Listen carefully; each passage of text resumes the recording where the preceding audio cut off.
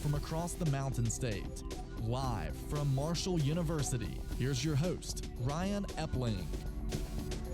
The weather outside turning a little bit frightful here on Basketball Friday Night in West Virginia, but we're so happy to have you along. Nothing to dread with us as we cover high school basketball throughout the great state of West Virginia on this February 7th, 2020. Getting to February means we're almost to March, guys. We're getting closer by the hour, it seems like.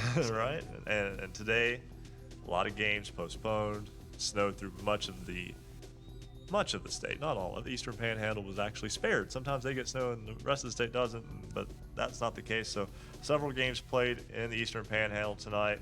A couple of games in the Coalfields they were able to get into. Big matchup at the Logan Fieldhouse tonight, Joe. Yeah, that one's it's almost over. It's still 12 seconds, but it's been a dandy. Scott and Logan going at it in a Class AA Region 4 Section 2 meeting and trying to get the seedings worked out for that coming down the stretch. And we'll get you the full scoreboard in just a moment. We got a lot to talk about, though. Again, not many games played tonight because of the weather conditions, and just a whole lot was happening in terms of the weather the last 2 days.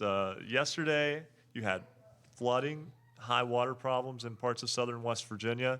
Today, snow throughout much of the Mountain State. And Coach Morrone, we've been fortunate for about 2 years of really not having too many postponements because of weather, but we couldn't quite dodge this one. No, we couldn't quite pull it out once again. And Ryan, what comes into play there, some of the counties have the policy, no school, no play, regardless. So some of the games that had to be postponed were due to that. Obviously, we hope everyone is safe. The flooding and then the snow on top of that, Joe, really wreaking havoc. But a little food for thought, 2 weeks from tonight, girls section will start. They can open up that week, so 3 weeks from tonight, the boys. So Ryan mentioned seeding, and of course we'll get a scoreboard a little later. These games really amp up in their importance because of that seeding process. You know, you talked about the weather. You know, there was some games postponed last night because of the flooding, and then, you know, obviously tonight because of the, you know, snow and hazardous road conditions. But I'll tell you what, any county that has that policy, no school, no games, really needs to take a hard look at it, because a lot of times you'll get a little weather front in the morning. By noon, the roads are clear, and, you know, even the temperatures, the weather changes, and games that actually could be played are postponed, and then you take the chance of it being postponed again for weather down the road. Yeah, and especially if you look at how teams will travel. There are a couple games that got postponed tonight, and on the girls' side that are right down 64. I mean, they were probably games that could have been played. And we haven't even mentioned the flu epidemic. And I mean, I'm going to call it an epidemic. It's an epidemic. It is wreaking havoc. And even some of the teams that are taking the court, Ryan, are not at full strength, and some of the kids are kind of trying to grind it out. But I know several games that were canceled this week and tonight due to flu and lack of players. Right, and that's something that definitely played into a big AA matchup from Tuesday when Logan went to Chapmanville for the second rematch. game. Yeah, the rematch. Logan beat Chapmanville in the Logan Fieldhouse earlier this year, and Chapmanville got the win, but Obina and Achille Killen did not play in the second half. Logan coach Zach Green didn't even go to the game. Yeah, I mean, that's for a coach and to miss that rivalry game. You know, he's been ill. Yeah, and it's a severe strain. I know everybody's dealing with it or has people that are trying to deal with it, and it's from the north through the south. I mean, it doesn't discriminate, and we hope that, again, that it's taking its course. And sometimes this cold snap hopefully can kill some of the germs, and it's not getting passed around. Some of the surrounding states, Ryan, I know in Kentucky and a few others, they put school out of session because of the percentage of kids that are not there. But there's a mixed bag there. About, you know, by doing that, you hope you can get things cleaned up and get the kids out, get them healthy. Same token, they're going somewhere during the day, and there's other issues that can come out of that. Absolutely, and you know, you were mentioning there's some schools in Kentucky right across the river from us that have barely had school for 2 weeks now. That's right.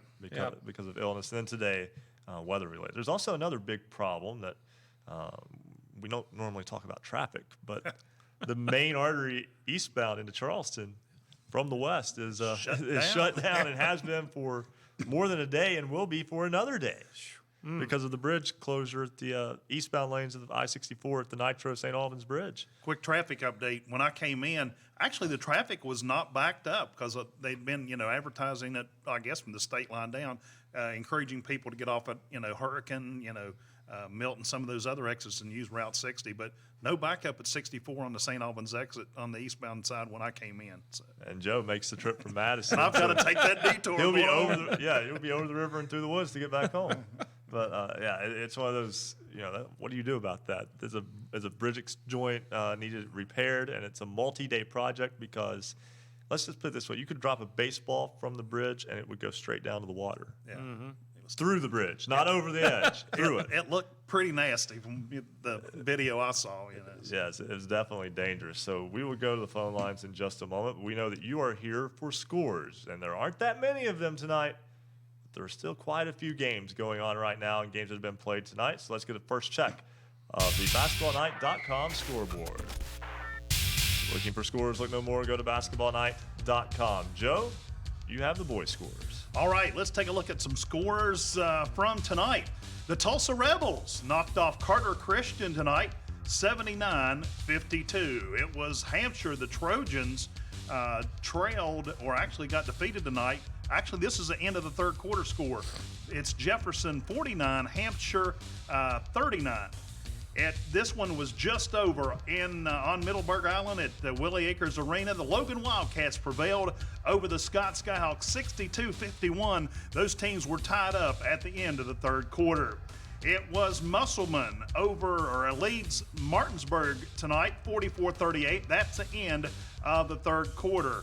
Also, this one a final just in. Raceland Southern Ohio over Wahama 75-55. This one is now a final. Williamstown knocks off Tug Valley 59-41. Tug Valley outscored Williamstown 17-2 in the fourth quarter. Their rally came up just a little bit short. This one a final. Two technicals called within 2 minutes and 27 seconds. In the second half, Polka prevails over Winfield tonight in the Battle of Putnam County, 63-43. And that's a look at your boys' scores from tonight so far. Coach Morrone, you have the girls' score. Yeah, a little unique. Get to call our own score. Right, there you go. Right. That's never happened before. The Tulsa Rebels 63, Carter Christian 18. Also on the girls' side, Jefferson 53-38 over Hampshire. And the Grafton Bearcats get a big win over Berkeley Springs 70-19. And Frankfort at the half leading Kaiser 35-19. That's a big rivalry game there. Both those teams having good seasons, and the Falcons getting the better of it at halftime. That's a look at your girls' score on basketballnight.com scoreboard update. Thank you guys very much, and we'll talk hopefully with Jordan Mounts a little bit later about that Tug Valley Williamstown boys game tonight at Naugatuck. What a spectacular finish as Tug Valley rallies from down 17 after three quarters, but falls short by 2 to unbeaten and now 18-0 Williamstown. That's unreal. So that's a big feather in the cap for Tug Valley. I had one of their games earlier in the season, and when I talked to the coach, it was like maybe their first game of the season when they played man down Chapmanville. And I was talking to the coach, and I said, "Coach, how's your team?" He said, "We're terrible. We're just absolutely terrible." Obviously, that is not the case. They've got some talent on the Panther team. It was a little bit of a slow start out of the gate. Yeah. Few have played the type of schedule they have, and it's very unforgiving. It can be a little bit difficult to kind of get your foot in the ground and get going in a positive direction, even with a good basketball team. They've played well over the past couple of weeks, Coach Morrone, and tonight that's a loss that will get a lot of attention from the standpoint of it's a 2-point game, and Williamstown had mauled basically everyone before tonight. Yeah, and I think Williamstown, several of the polls was actually ranked number 1 in the state, so that's a big contest, a big challenge, and Tug Valley testing herself and getting ready for tournament play, and definitely the fact that they were able to overcome that large deficit and get it within 2 points says a lot for the fight for Tug Valley. Got a chance to see them earlier in the year, very good ball club, and I'm sure that Coach Thompson and company will have them peaking at the right time. Hey, Ryan, just a quick note. Fans might want to check their local high school schedules. I've noticed a lot of these games that were postponed from tonight are actually playing tomorrow afternoon. So good chance that those games will be made up tomorrow. Absolutely, and we'll do our best to get all that on basketballnight.com. But that's a big undertaking right there to not only get the original schedule in, but to track down makeup games, which can be all over the map. Yeah, that's definitely the situation there. We'll talk throughout the evening. We've got kind of a full list. We're going to talk about the West Virginia Hometown Invitational Tournament. Coach Morrone, your ball club making an appearance in that tomorrow, right? Or am I a week off? Well, no, you're right. And you're wrong. Oh, okay. We were in a unique situation. We were actually supposed to be in the third place game tomorrow at Clay Battelle. Our opponent was to be Cameron, who actually qualified for the OVAC finals, which is the same time over at Eastern Ohio University. So our game with them got bumped. Obviously, understand that completely. Unable to secure a neutral site or another date for that. So we actually, one reason we played tonight, we had to pick up another game, and we wish them well. But that event will be going on at Clay Battelle all day tomorrow, and then, of course, the next weekend at R.C. Byrd will be the boys' side of that. We actually have at our school tomorrow a great matchup in a crossover game on the boys' side. They do a little bit different because they have a lot more teams. Tulsa will be playing South Harrison tomorrow at 2 o'clock at Tulsa. So, to my knowledge, South Harrison's first trip to Glen Hayes. Do you think they'll be confused by the Lost Creek sign that's right before you get there? We went to South Harrison last year, as did our boys, and I almost wanted to turn in right there. But it's great to see different teams. That'll be a great game. We'll actually be carrying that on the Fast Break Sports Network tomorrow. Hope folks can listen to that. But, yeah, the Hometown Invitational Girls Finals is tomorrow, and St. Mary's in Calhoun County will be playing for the Division I championship, and then we'll run down the other pairings. So does well. that mean you finished third, or I'm thinking we can claim that. Okay. I mean, how if you about don't play the game? How about that, though? Such a flexible schedule. And again, it's a situation where you guys do the best you can. But Cameron basically juggling two events where their schedule's kind of up in limbo as they play along in early February. Yeah, and it came down to Monday. They played Madonna in the semifinal, and we were aware of it, and everybody was aware of it, and totally understand. I think it was the second time they've made the finals, and a big honor for them. But at the same token, we were kind of booked and ready to go tonight to Morgantown. But nonetheless, we wish them well, and they'll have some great games there tomorrow. Anybody that's in that area that can take in some action of the Girls Hometown Invitational Finals tomorrow. It should be a lot of fun.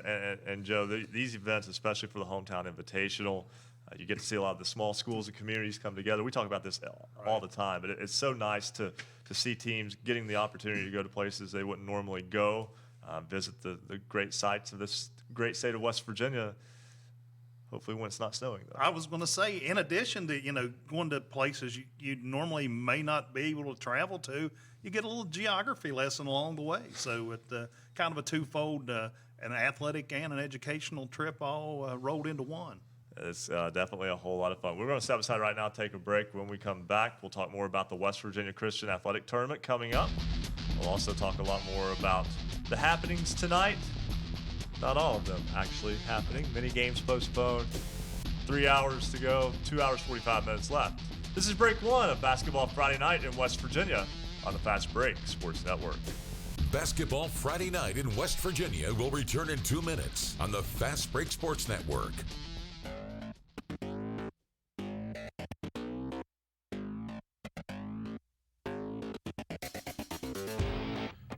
For scores online, all of them in West Virginia, visit basketballnight.com. Marshall University Sports Journalism major offers students the opportunity to develop skills in the exciting areas of print, public relations, or broadcasting. Our curriculum features terrific skill-based courses and prioritizes hands-on experiences that not only expose the students' work to the public, but also to sports journalism professionals who are often willing to provide crucial feedback. Marshall Sports Journalism majors cover our 15 varsity teams in any media format, including text, online, photo, radio, or video. Hands-on real-life experiences come through Marshall's student-powered media, the Parthenon, WMUL Radio, and MUTV, as well as communications campaigns on and off campus internships. The Marshall University School of Journalism and Mass Communications is ready and eager to help you start your sports journalism career. Learn more at marshall.edu/SOJMC. Welcome to Basketball Friday Night in West Virginia. Follow us on Twitter @Hoops_Roundup, @Hoops_Roundup. Many places you can listen and watch Basketball Friday Night. We're on Grady radio stations throughout the Mountain State. And you can go to our affiliates page at basketballnight.com. You can find out where the station is closest to you. You can also watch our high-definition video on YouTube. Go to basketballnight.com. Just click to watch. We're also on Facebook Live, facebook.com/Hoops Roundup. Again, follow us on Twitter @Hoops_Roundup, @Hoops_Roundup. This is Basketball Friday Night in West Virginia.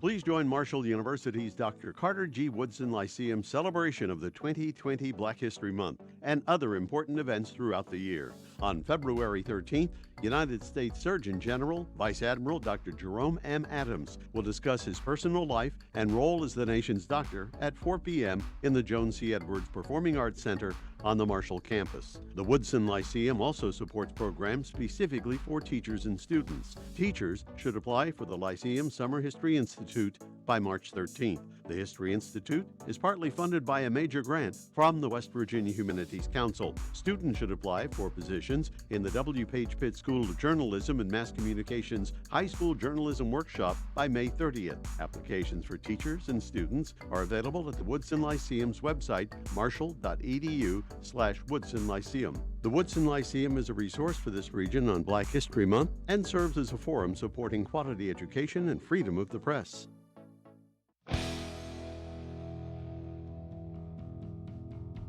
Celebrating high school basketball around the Mountain State. You're listening to Basketball Friday Night in West Virginia on the Fast Break Sports Network. Now, back to your hosts, Joe Linville, Coach Rick Morrone, and Ryan Epling. 9:16 on this Basketball Friday Night in West Virginia. As we got everything that's happening in boys and girls high school basketball tonight to cover. Not a whole lot, but we do have a full guest list tonight. So we'll be talking about a lot of teams that maybe weren't in action tonight, but have been playing well or have a story worth telling. And one of those teams that does have a story worth telling is the Princeton Tigers. Their boys basketball team is rolling along right now. They've won 5 straight games. They've avenged the loss and beat Graham, Virginia. They also handled Huntington by 20 points at the Raleigh County Armory. So they're playing really well right now. Rob Williams is the head coach of the Tigers. He joins us now on Basketball Friday Night in West Virginia. And Coach, hard to complain about the way your team has played over the past 2 weeks now. Well, good evening. Thanks for having me. And you're certainly right. We've played very solid basketball. Started out solid first of the season, had a little bit of a struggle there in the middle, and getting a little seasoned as we go along. Well, tell me a little bit about this team. What were the expectations coming into this season, and are you there, or do you still think there's a little bit of room to grow? Well, it was a rebuilding year, to be quite honest. Didn't expect us to be as solid as we are. You know, we came back. We lost Fix and Hopkins and Kyron Kennedy, 3 of our top 4 scorers last year. So we expected to rebuild, but we knew we'd be okay with Parsons and Brown. Didn't know what the other 3 starting positions would bring us. But as the seasons went on, you know, we've started to get a lot more help from those guys, and when you get help from others, we're hard to defend. Hey, Coach, you had like a mini slump there. You had 3 games there, and then, like Ryan said, you've bounced back with 5 straight wins. But I tell you what, the schedule is still pretty tough, from here on out as well. Oh, the schedule's very tough. We were playing. We were supposed to play Greenbrier East tonight.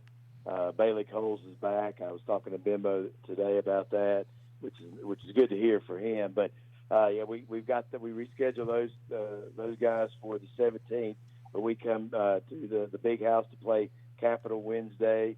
We're both, I think, 11th in the AP, and they're 9th, and we're 10th in your poll. So heck, that's going to be a tough game. Then we follow up with at Bluefield, again then East and Oak Hill. You talked about Bluefield, and of course, right across the state line there is Graham, Virginia, which is in Bluefield, Virginia. I want to let me try that again. I want to compare and contrast your 2 games with them. Talking's not hard, but I'll make it sometimes. You had a game with Graham that you lost 58-51 back on January the 11th, and then your last game, though, against the G-Men was 2 days ago, and a 68-59 win. What was the difference in those 2 ball games?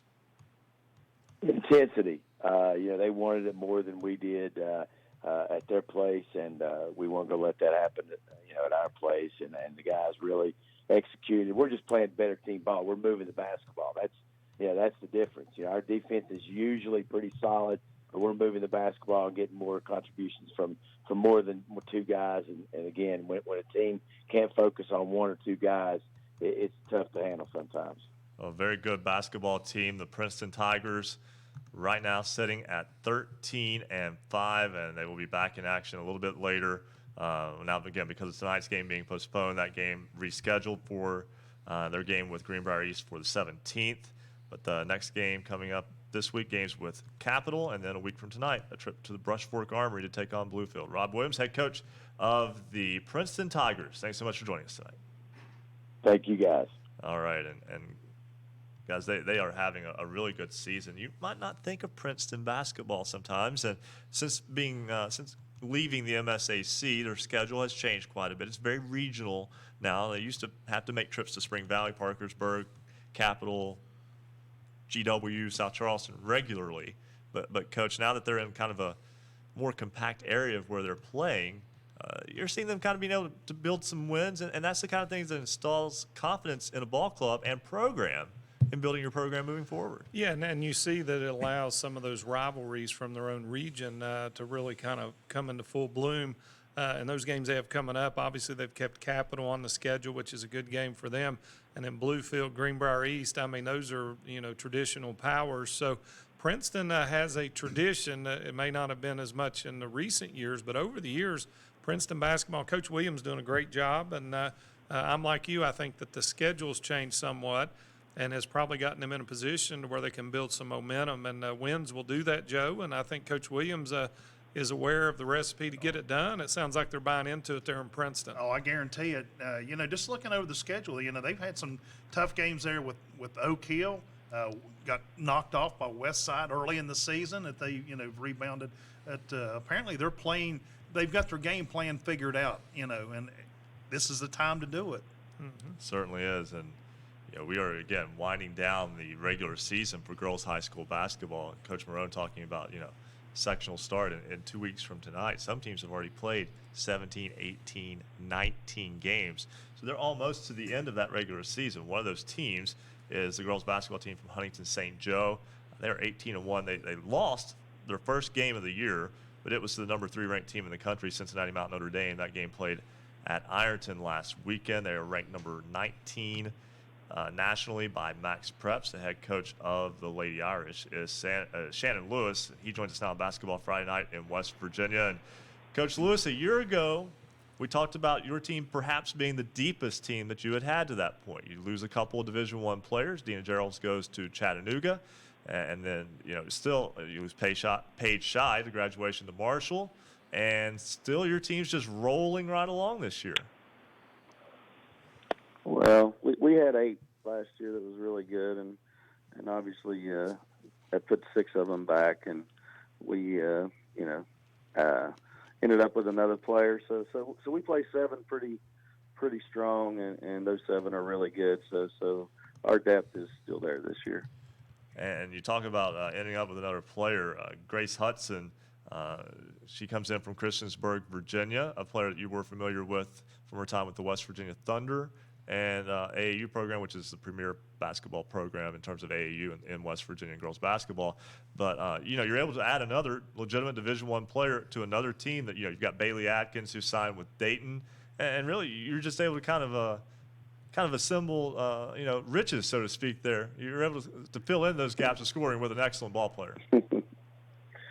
Well, Grace's parents are from here, and they decided to move back. And, she just obviously has fit in really well to our system. And, she's a tremendous player. She scores the ball real well and shoots the ball real well from the outside. And, that's what Paige and Dina both did. So she's definitely filled that role for us. Hey, Coach, your team does a lot of traveling, more than the other local high schools. Do you think that has an effect, as far as what happens on the floor, or is it just the competition just makes you that much better? Well, obviously it's hard to schedule, and we have to travel a little bit, but obviously we have talented kids, and they work hard, and since we've been ranked, the people's been calling even more, wanting us in some tournaments next year already. So anyway, it's a good mix, and we like to travel, but we also would like to obviously get a few more games closer. So and we do get a few with the Kentucky teams across the border and stuff. So, but anyway, like I said, this is a fun group. It's as athletic a bunch as I've had, and they just really get after it. And you mentioned Bailey, and Bailey, she pushes the ball downhill as good as anybody I've ever had, comparable to Michael Johnson. I mean, our offense goes downhill, and sorry, I got a little cold here, but join the club. Yeah, really. Yeah, I know. Everybody, it's hard to get rid of. But anyway, Bailey's just a great kid, and has a great future at Dayton, and she just leads us. I mean, like I said, our offense goes downhill, and not to even mention what she does on the defensive end. Looking ahead, you've got the bulk of your schedule behind you, and the traveling is behind you as well, as a game tomorrow with Belfry, Kentucky at home, and then a game at home with Ashland, Kentucky is almost a week away. So you've already got 19 games in, and as we've talked about here before, 2 weeks until sectional play gets underway. You've kind of got a little bit of a lull to the season after basically having the pedal to the metal for the last 2 months.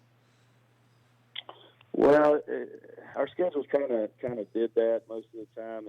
We're going to travel a lot before Christmas and after Christmas, and Martin Luther King, and then in February we seem to settle down a little bit and get those a few home games and a few close games. So that's good. Like I said, it kind of gets us back down a little bit to earth, and, playing locally and getting us ready for the tournament. Shannon Lewis, head coach of the Huntington St. Joe girls basketball team, ranked 19th in the nation. Coach, thanks so much for joining us tonight. Thank you, guys. All right, and that's Coach Shannon Lewis of Huntington St. Joe, and Joe, that's a ball club that obviously, they do things a little bit different than most do in West Virginia. They have the opportunity to do so, but they do it very well. They do. I mean, some of those games, they travel some pretty good distance and play some, really nationally recognized tournaments, especially over the holidays. So, you play games like that, definitely makes your team better. And, when you roll in to your sectional and regionals, I mean, they sometimes just scroll right on through and punch their ticket to Charleston. And that loss to, like I said, Notre Dame out of Cincinnati, Ohio, that was a team ranked number 3 nationally at the time, and that was an 8-point game played over at Ironton, Ohio, just across the river from us here in the Huntington area. And that they were in that game for the most part. They trailed the entire way, but they were never out of reach, and they were always. I guess what I'm looking to say here is that was a ball club that was playing within their element against a nationally ranked national top 3 team. So obviously they lose that game by 8 last week, but they don't drop out of the Max Preps top 25 because of they look like they belonged in that game. We're going to step aside, take a break. When we come back, we'll get another scoreboard update, and we will talk with Cameron girls basketball coach Holly Pettit. Brian Sexton will join us a little bit later on. He is the PA announcer for Calvary Baptist Academy. We'll talk about the West Virginia Christian athletic tournaments. That's coming up, and much more after break number 2 here on Basketball Friday Night in West Virginia along the Fast Break Sports Network. Basketball Friday Night in West Virginia will return in 2 minutes on the Fast Break Sports Network.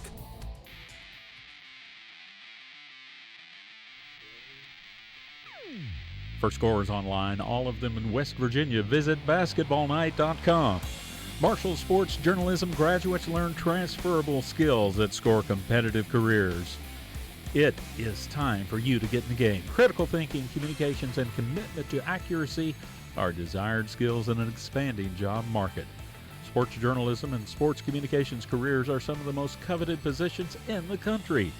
The Marshall University School of Journalism and Mass Communications is ready and eager to help you start your journey. Learn more at marshall.edu/SOJMC. Thanks for joining us. This is Basketball Friday Night in West Virginia. Follow us on Twitter at @hoops_roundup, @hoops_roundup. Tweet us your team score. Give us your comments on the game at @hoops_roundup, @hoops_roundup. Big shout out to some of our latest Twitter followers. Thank you for following us tonight and today. Ryan Quinn, Grant Cochran, W.V. Susan, Trenton Barnhart, Kyle Chase Hightower, Aiden Satterfield, Anna Maria Torillo, Logan Simmons, Anthony Webster. They're all part of the Basketball Friday Night in West Virginia family. You can also call us tonight toll free, 855-784-6677. 855-784-6677. If you've got a score you want to send us by text, you can do that too. Text it to 304-249-4924, 304-249-4924. Give us your comments on your game. Hey, and you can also send us those pics of your game and your fans, because we want to share it with everyone here at Basketball Friday Night in West Virginia. Send us to scores at basketballnight.com. Scores at basketballnight.com. This is Basketball Friday Night in West Virginia.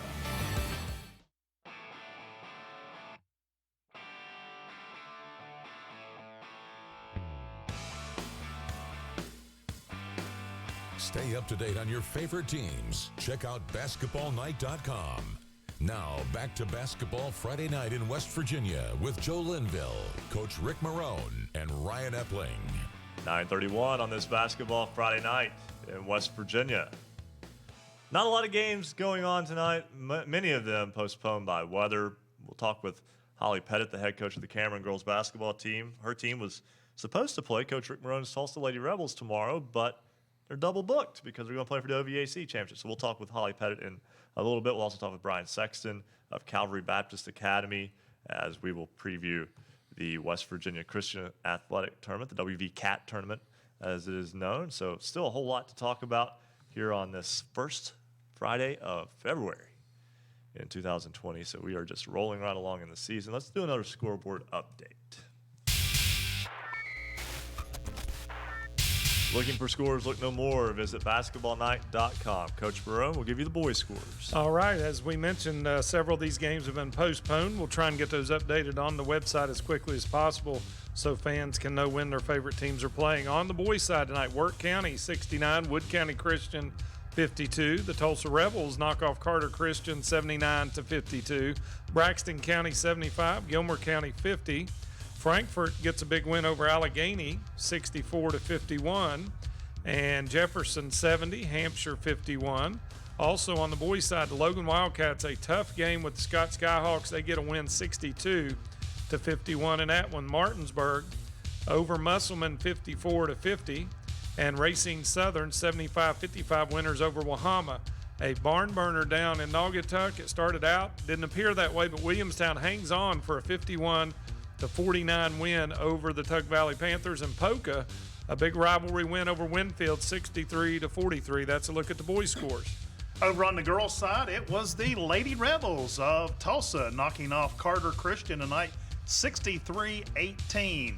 Hampshire, the Trojans, fall tonight to Jefferson. This score now a final, 53-43. The Cougars sweep the season, and that will give them the home court advantage in the sectionals coming up in a couple of weeks.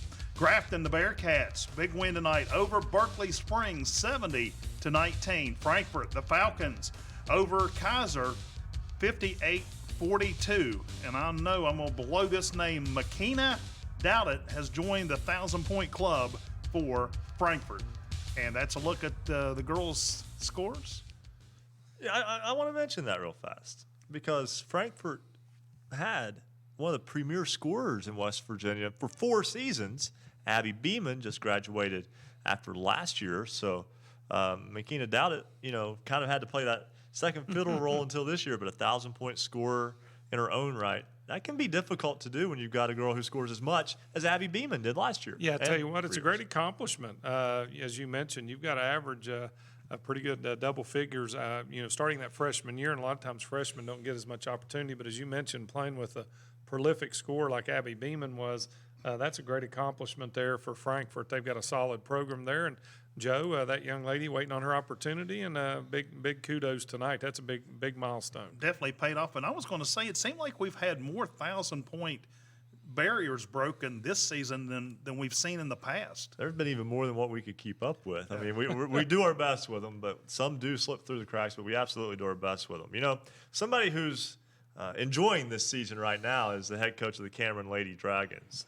Holly Pettit, her ball club, again, was scheduled to play in the third place game of the West Virginia Hometown Invitational tomorrow against Coach Morrone's Tulsa Lady Rebels, but that game has been postponed, not for weather, but because Cameron's going to play in the OVAC Girls Championship game tomorrow. And Holly Pettit is the head coach of the Lady Dragons. She joins us now on Basketball Friday Night in West Virginia. And, Coach, that's a nice problem to have with that type of double booking. Absolutely. It's a very good problem to have. Tell me a little bit about that OVAC semifinal win over Madonna earlier this week. It was a good game. You know, our first game up there against them was a really close one. It came down to pretty much battle of the free throw line at the end of the game, and we came out on top at 6, or we won by 6. And then, so we, you know, kind of knew what to expect when they came down to us this past Monday. And my girls, I couldn't have asked for better. They played such a great defensive game, and I couldn't have asked for them to play any better. Tell you what, Coach, Coach Morrone here, I wish you the best of luck tomorrow. How does it feel? I mean, you've taken over a program there that Coach Kane had been at the helm of for a few years, and you know, having scouted you a little bit as we were preparing to possibly play you, you've done a great job. Your girls really play well together, and you know, it seems like they're kind of getting maybe to the point that you'd like to have them to be. I know you want to always continue to improve, but just kind of what's your take so far this year? I mean, it's got to be a big accomplishment to be in that championship tomorrow. Absolutely. You know, thank you, you know, for your kind words there. You know, the Dragons in 2018, they had an OVAC championship. So, you know, that's the only one in school history. And that's something that I told the girls this week. You know, we want to get our year up on that banner hanging in the gym. But, you know, at 3 years of playing basketball, you know, high school, college, and then, you know, coaching, you definitely want your kids to peak at the end of the season. And I think right now my girls are playing, you know, they're gelling as a team. They're playing phenomenal defense for me. They're having fun. And, you know, I think that we're starting to peak, and I think it's a good time, you know, with, we have 3 regular season home games left, and then, you know, sectional start. So I think it's a good time for them to be where they're at. Hey, Coach, you was talking about wanting your team to have fun. Is that a problem for a coach sometime to keep it to where it is fun for your players and they go out and just do what they do naturally and not worry about all the stress and everything from games that they may have not played so well in? Right. You know, I think that, you know, sometimes kids put so much pressure on themselves to do good. You know, they get pressure from everywhere, from coaches, from parents, from peers, you know, and then when they're expected to play good in a big game, you know, just the pressure gets to them. And I think, you know, day in, day out, working hard, you know, for 2.5 hours at practice, you know, it catches up with them. And I think, you know, when they're having fun out there, they can kind of let loose and they play more relaxed. And I just think they seem to do better. Coach, your ball club takes on Beltsville, Ohio tomorrow in the OVAC championship. That's a ball club that got the better of you on the road earlier this year back in December, and a ball club that you are familiar with. They got you a second time. They got you by 6 the second time around, a much closer game, obviously hoping third time's the charm. Absolutely. That's, you know, they always say it's hard to beat a team 3 times, and, you know, I hope that that's the case for us. The second time we played them, we were down 2 with 42 seconds left in the game. We had a turnover, and, you know, they scored, and then, you know, that's how the game ended. We had to foul, obviously, but yeah, it was a lot closer, and we definitely know what to expect. They have 2 really good players, and I think defensively, if we can, you know, contain them, that we have a really good chance of winning the ball game tomorrow. Coach Holly Pettit of the Cameron Dragons girls basketball team. Thanks so much for joining us, Coach, and best of luck tomorrow. Thank you. Thanks for having me. All right, and We appreciate her taking time out to join us tonight. That ball club is 11-5, and 4 of their losses are to Belleville, Ohio, and St. Mary's. Tell you what, she's doing a great job. I mentioned Coach Kane. He had been there the last few years, and really they had a great tradition there. And Coach Pettit's done a great job, and I really like what Joe mentioned with her is about the kids having fun and enjoying what they're doing. It sounds like she's got things going in the right direction. Best of luck tomorrow in the championship. Can you sense that on film? Yeah, you can see them on film. Those kids really, they go after it. I mean, I don't know if that makes sense to people listening at home, but as a coach, when you got kids that kind of go after it, you can tell that the coach has set a good climate and culture because, you know, like she said, kids get pressure from a lot of different places, not to mention just herself.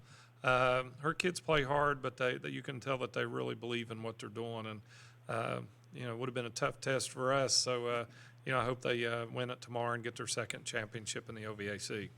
I was just going to say, like she said, a lot of kids do put pressure on themselves. I mean, obviously you want to perform well and you want to do well for your team and in your peers. And sometimes you put too much on yourself. I'm going to tell you something, and people may or may not agree, disagree, whatever. You know, there are players that are out there that are going out and playing all the time that are not having fun, as she mentioned, for a variety of reasons. It should never be because of others putting pressure on them, and we should try and get them not to put pressure on themselves. It's a game. It's a great game. That's why we're here. We love high school basketball, but, you know, one of the things I've always said is you got to keep it fun, and when it quits being fun, then you got to look at what you're doing. And it's hard work, and it's tough sometimes, but it should be fun. And I think that she's right on. Yeah, in theory, you always want the practice to be the hard work. And, then, and of course, you still enjoy being around your friends. The thing I miss most from high school from almost 20 years ago now was baseball practice. Yeah. You know, for basically 5-6 years, I was with the same people every day, 5 months out of the year, every day, and you know, and then all of a sudden that ends. And it's really abrupt. I tell you, if you get into coaching, one of the hardest things that I've had to deal with is the 27 senior nights. Every year, I tell the parents, and they're tired of hearing the same. You know, you have to go through this once. It's kind of an emotional thing. I mean, those kids have been a part of that group, part of your extended family, and the parents, they get emotional about it. It's kind of a moving to the next level in those kids' lives. Few of them, special ones, are going to play in the college level. Most of them are not.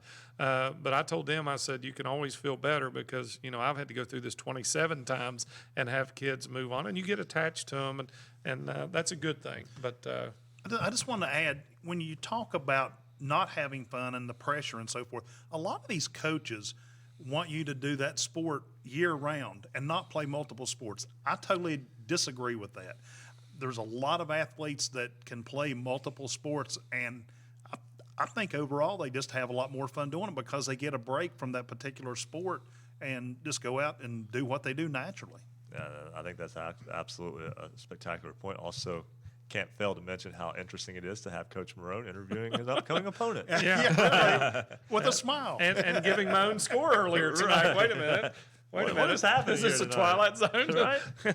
We're having a good time here on Basketball Friday Night in West Virginia. We're going to step aside for break number 3 right now. When we come back, we will talk with Brian Sexton, broadcaster for Calvary Baptist Academy, and we'll talk about the West Virginia Christian Athletic Tournament when Basketball Friday Night in West Virginia continues after break 3 on the Fast Break Sports Network. Basketball Friday Night in West Virginia will return in 2 minutes on the Fast Break Sports Network. If you love basketball, then there's only one place to be on Friday nights after the game. It's Basketball Friday Night in West Virginia. Streaming video live from the studios at Marshall University, visit basketballnight.com for video, audio, and the Basketball Friday Night scoreboard. Watch our high-definition video stream by going to basketballnight.com. Just takes one click to watch. Listen online with any computer or mobile device by clicking the Listen Live tab. Also, we're on great radio stations throughout the Mountain State. Go to our affiliates page, find the station nearest you. Big thank you to 104.1 FM, WVXS in Romney for carrying Basketball Friday Night in West Virginia, and 92.5 FM, WZAC Madison, Danville, Charleston, 105.5 FM, WKQV Cowan, and heard in Braxton County on 106.9 FM. 91.5 FM WRSG Middleburg, 102.3 FM, WMTD Hinton, 740 AM, 106.5 FM, WRNR Martinsburg, 1360 AM, 97.1 FM, WHJC Makewan, Williamson Belfry, 1600 AM, 98.1 FM, WKKX Wheeling, 1370 AM, 97.7 FM, WVLY Moundsville, and 101.1 FM, WVWPLP Wayne. And of course, we're on Marshall University's flagship station, 88.1 FM, WMUL in Huntington.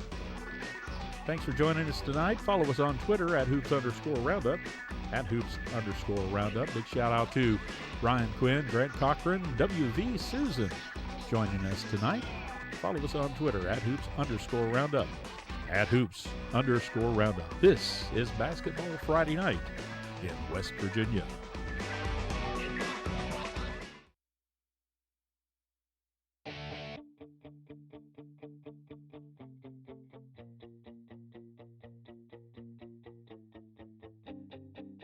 This is high school basketball's home for the Mountain State. Basketball Friday Night in West Virginia on the Fast Break Sports Network. Now, back to your hosts, Joe Linville, Coach Rick Morrone, and Ryan Epling.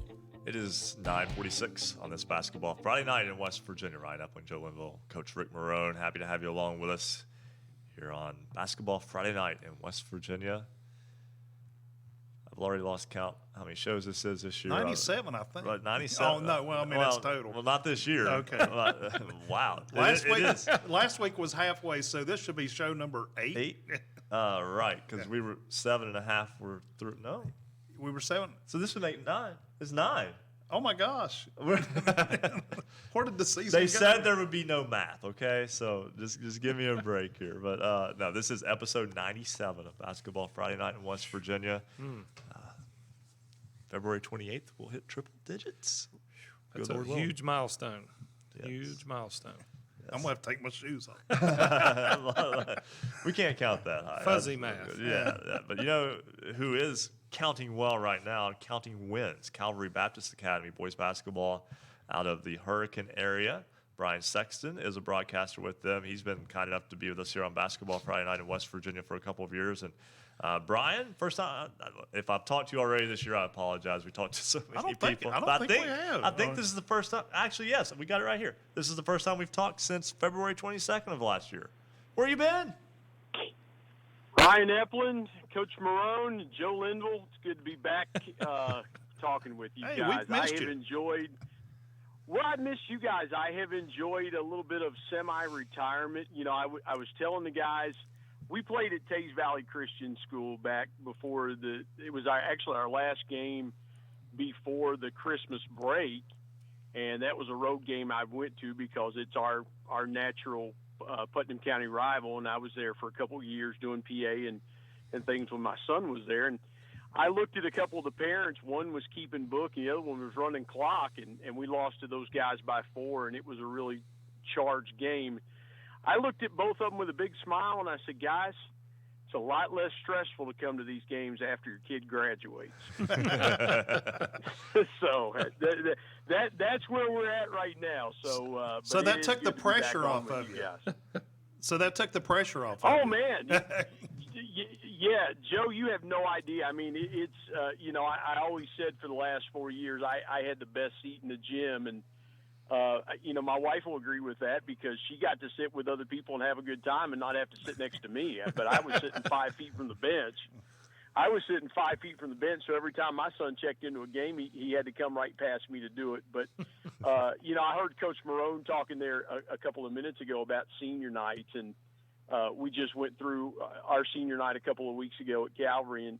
And you're right, it is an emotional time because, for those kids and those parents, it's some of the last times that they'll be in a place that they've spent a lot of time in. And so, it does get pretty emotional. But again, Ryan, it's been a lot less stressful this year, man. I'm not going to lie. It's I get to go enjoy Calvary Baptist Academy basketball, and it's been a good season for us so far. There you go. A 6-game winning streak, too. Yeah, I tell you what, we've been really fortunate. We finished the season at home.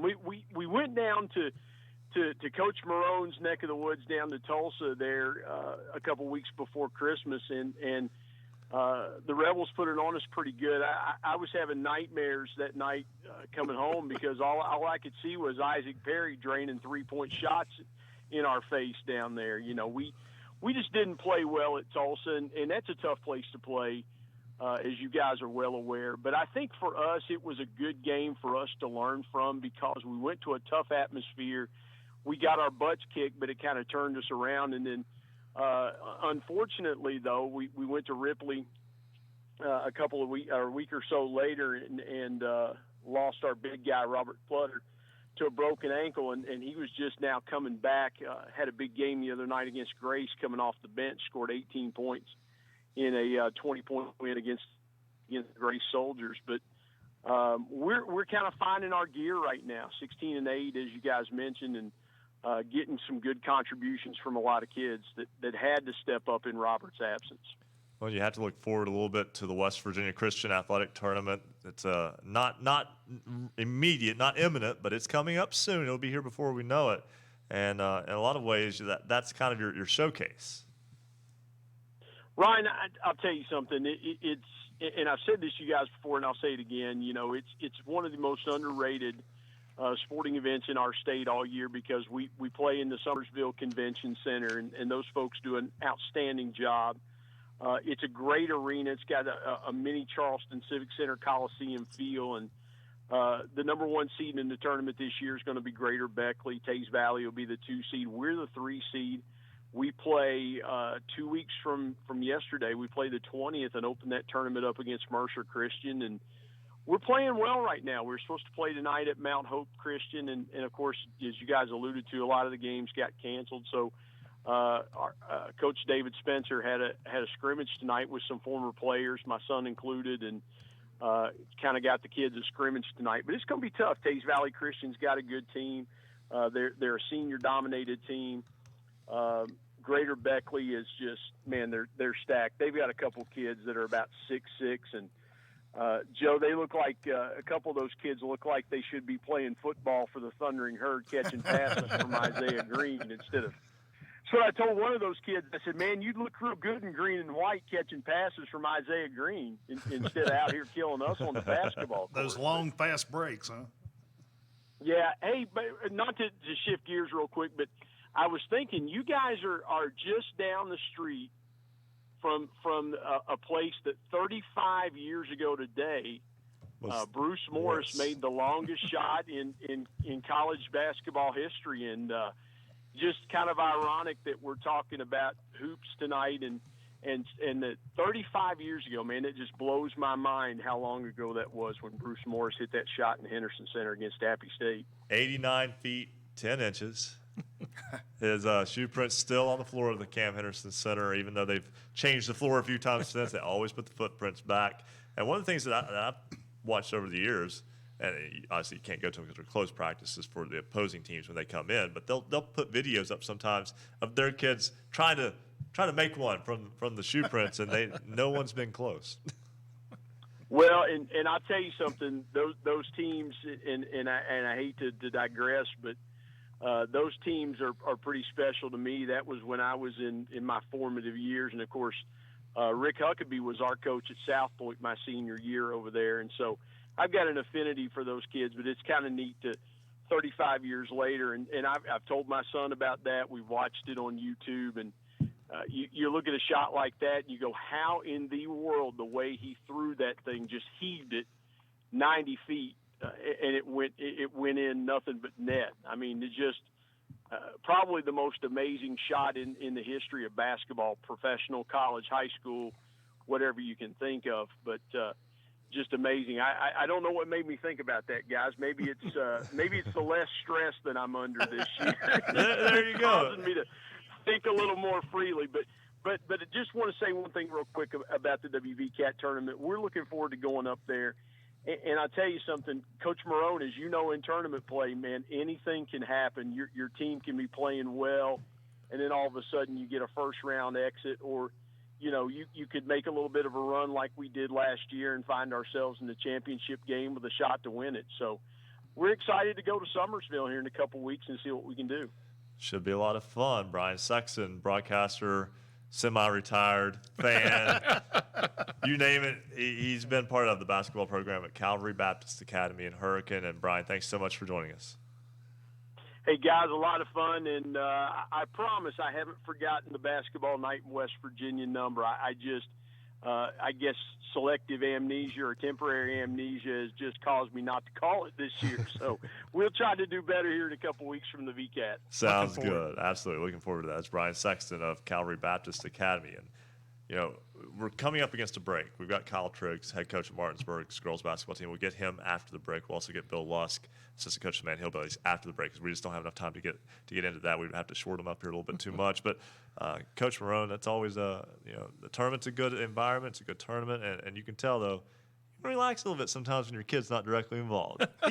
Yeah, it's a little different perspective, but I tell you, beautiful venue there. If you've not been to the Summersville Convention Center there, it is a great place to watch basketball. So if you can get up there to watch the WVCAT, Joe, good basketball, and as he said, whoever gets hot at the right time can make a run. I've drove by there several times, never been to a basketball game, but I'm down. Yeah, really, I want to check it out. That Bruce Morris shot is still the longest shot in NCAA basketball history from February 7th, 1985, 89 feet, 10 inches, right before halftime. The shot heard, H-E-R-D, heard, around the world at the Camp Henderson Center in a 93-82 win over Appalachian State. That shot hit right before the halftime buzzer.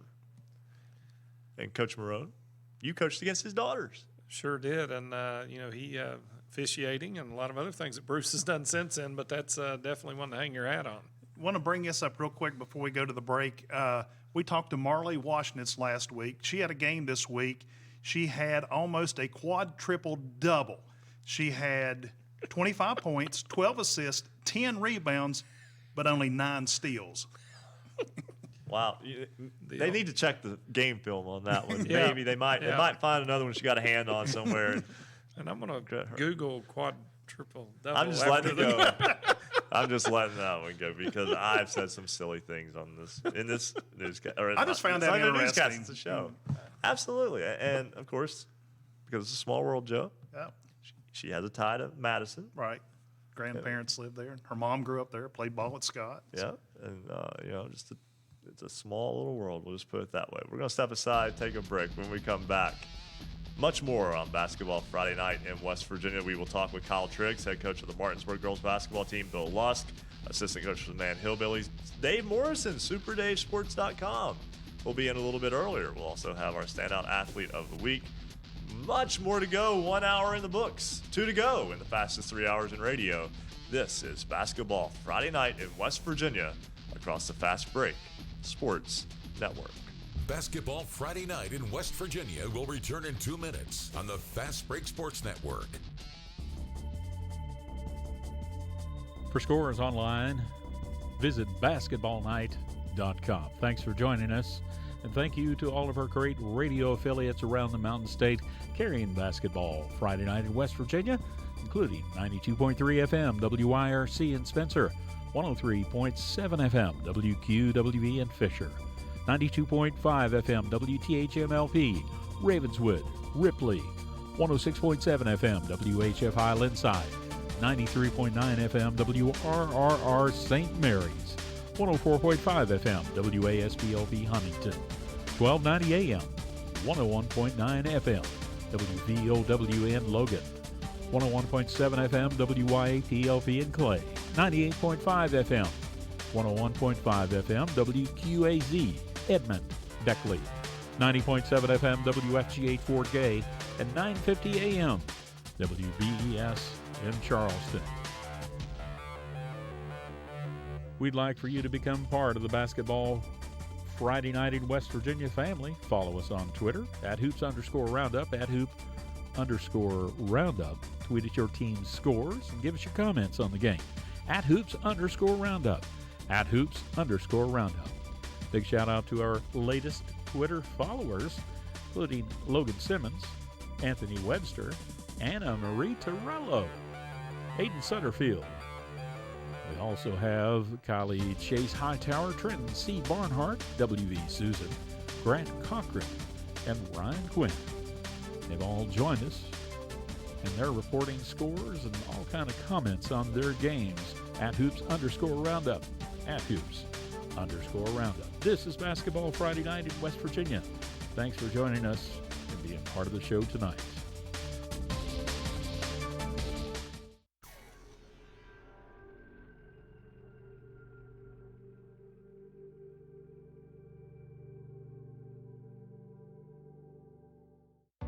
Please join Marshall University's Dr. Carter G. Woodson Lyceum celebration of the 2020 Black History Month and other important events throughout the year. On February 13th, United States Surgeon General Vice Admiral Dr. Jerome M. Adams will discuss his personal life and role as the nation's doctor at 4 p.m. in the Joan C. Edwards Performing Arts Center on the Marshall campus. The Woodson Lyceum also supports programs specifically for teachers and students. Teachers should apply for the Lyceum Summer History Institute by March 13th. The History Institute is partly funded by a major grant from the West Virginia Humanities Council. Students should apply for positions in the W. Page Pitt School of Journalism and Mass Communications High School Journalism Workshop by May 30th. Applications for teachers and students are available at the Woodson Lyceum's website, marshall.edu/Woodson Lyceum. The Woodson Lyceum is a resource for this region on Black History Month and serves as a forum supporting quality education and freedom of the press. Welcome back to Basketball Friday Night in West Virginia. To join tonight's program, call 855-78-HOOPS. That's 855-784-6677. Follow us on Twitter at Hoops_Roundup for all the scores all the time. And visit basketballnight.com for a comprehensive look at schedules and standings for every team in the state. Stay tuned. Another hour of Basketball Friday Night in West Virginia begins right now. Welcome back to Basketball Friday Night in West Virginia. Ryan Epling, Joe Linville, Rick Morrone. We're not scared by the weather. We are here with you tonight. Of course, we don't blame you for staying home and, maybe not, games were postponed tonight. Understand that. Throw another log on the fireplace and turn up the radio. That's right. That's right. The radio or your internet computer. stream. Yes, because we do that as well. So, again, basketballnight.com. And a big thank you to all of our affiliates across the great state of West Virginia, numbering 30. near 30? We're at 30. We're at 30. We have reached 30, so 30 radio affiliates all across the great state of West Virginia. It's incredible. I remember when we started at the public affairs table some 97 shows ago with, we didn't even have a video portion right at first, and we were thankful for that at the time. But, yeah, and then I remember our first basketballnight.com logo was just printed on letter-sized paper and taped to the front of the public affairs desk. Kind of sentimental. I mean, right, and now look at this beautiful set that Mike Stanley has built for us. It's incredible. And all the support, too, that we get, the basketball jerseys that are behind us from all over West Virginia, from Paw Paw to Huntington, from to Princeton, Doddridge County, Tigers Valley. It's just incredible to look around. And then, we've got Greenbrier West Cavaliers, and then they flipped those on me. And then Grace Christian Lady Soldiers there. So we cover basketball about as thoroughly as we can from, as Tony Caridi would say, Weirton to Welch, Madonna to Matewan, and all places in between. Not Madonna, it's Martinsburg to Matewan. And I mentioned Martinsburg because coming up right now on the program is Kyle Triggs, head coach of the Martinsburg girls basketball team. Bulldogs have won 13 in a row. Coach Triggs, welcome back to the program. How you doing, guys? Thanks for having me. Doing great. Let's talk a little bit about your basketball team and the season that they are having. As I mentioned, 13 straight wins, and a couple of those wins are very nice, including handing North Marion a loss. Yeah, that was, kids that really bought in and are playing well. We were not really sure how we were going to play going to North Marion. We had basically 3 games in 4 days, and they defended very well and made the plays that we needed to. And I think the big thing again in that game is we were able to take North Marion out of their pressure early in the game and force it into a half-court game. A little bit of discrepancy with the free throw situation, but we were able made the last one we needed to, and were able to knock them off. Coach, it looks like you've got a meeting with the governor tomorrow. Is that game still on? Yeah, we're actually we traveled down today. We're at the Greenbrier Resort. Kids just got done team meal and a little bowling.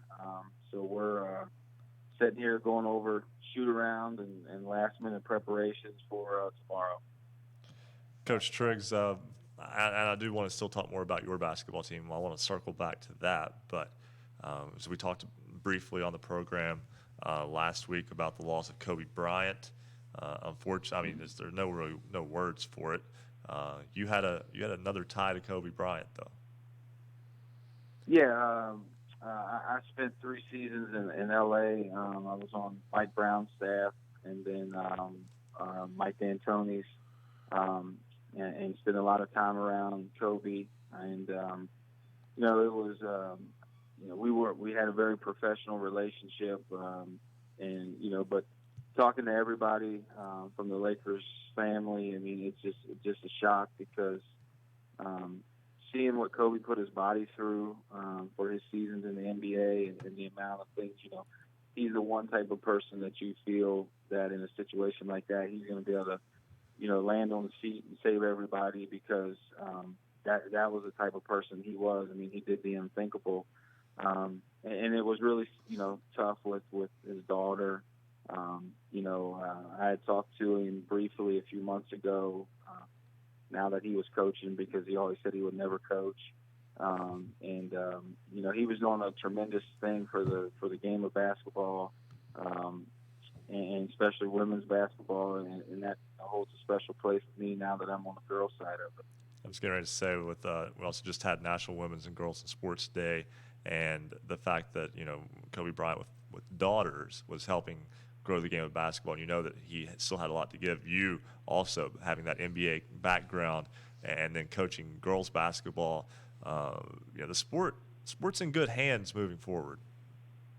Oh, absolutely. I mean, one of the biggest things that I'll never forget one of Kobe's famous tweets or talks and things that he would say as quotes.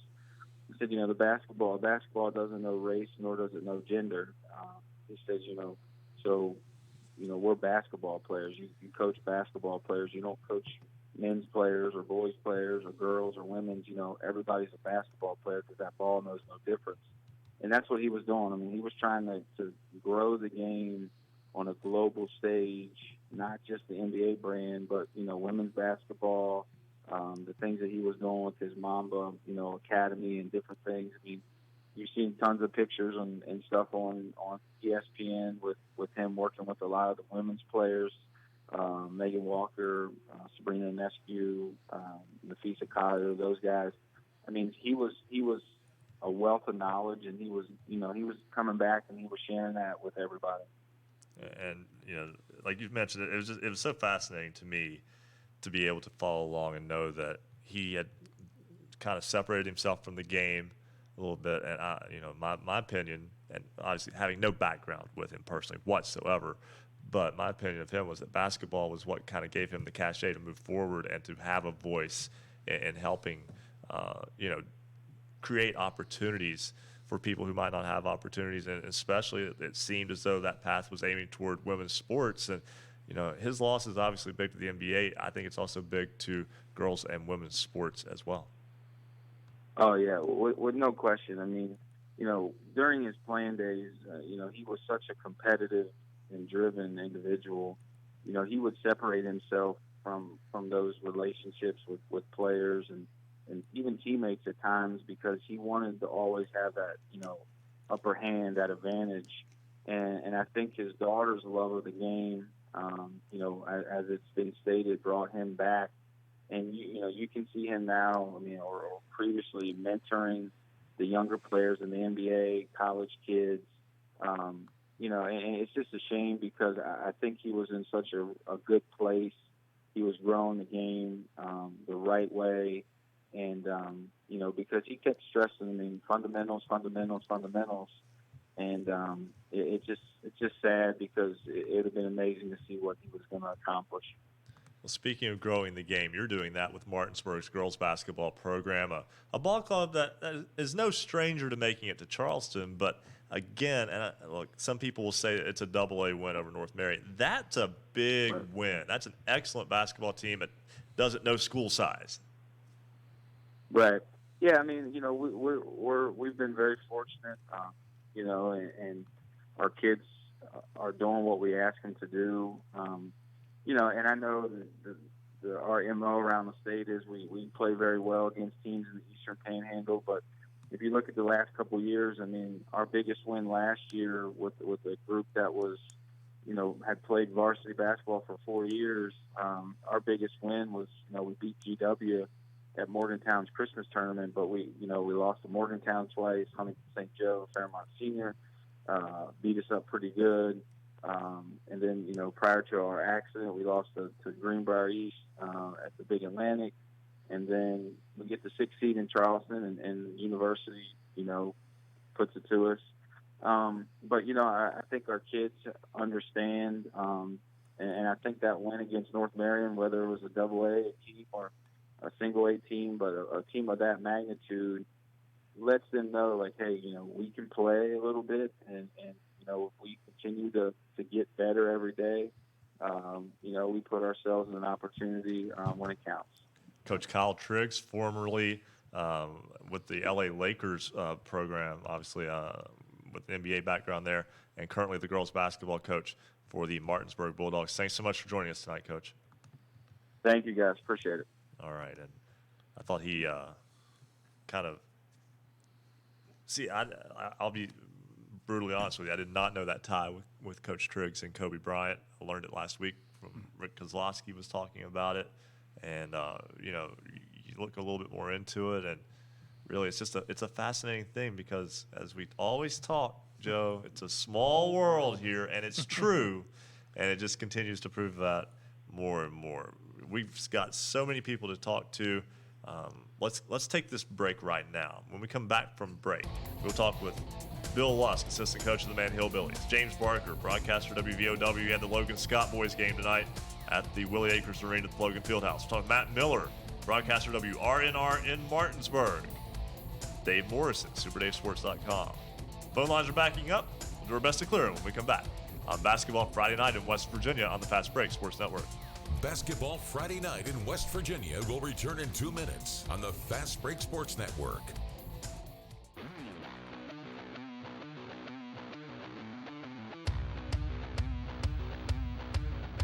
Every Friday night from 9 to midnight, we're the home for high school basketball in the Mountain State. This is Basketball Friday Night in West Virginia. Streaming video live from the studios at Marshall University, visit basketballnight.com for video, audio, and the Basketball Friday Night scoreboard. Watch our live high-definition video by going to basketballnight.com. All it takes is just one click to watch. Listen online with any computer or mobile device by clicking the Listen Live tab. And also go to our affiliates page, find a radio station broadcasting Basketball Friday Night near you. And if your station doesn't broadcast Basketball Friday Night in West Virginia, well, tell them they should. It's free. Does showing up for work at a ballpark or an arena sound good to you? Marshall University sports journalism degree can get you there. Sports journalism at Marshall is serious, and it's big business. Sports media and communications careers are some of the most competitive and marketable in the world. We'll prepare you to think critically, report accurately and artfully, tell the stories on and off the field or court. If this sounds like you, the Marshall School of Journalism is ready and eager to start your journey. Learn more at marshall.edu/SOJMC. Thanks for joining us, and don't forget, we got a poll question. I want you to go online and give us your vote. This week's poll question, now that you've seen the proposed 4-class sectional and regional alignments, has your opinion changed on the 4-class system? Go to basketballnight.com, vote in this week's poll. You'll see the poll on the right-hand side of the page. You've got till 11:45 tonight to vote. And, of course, we'll share the results at the end of the show tonight.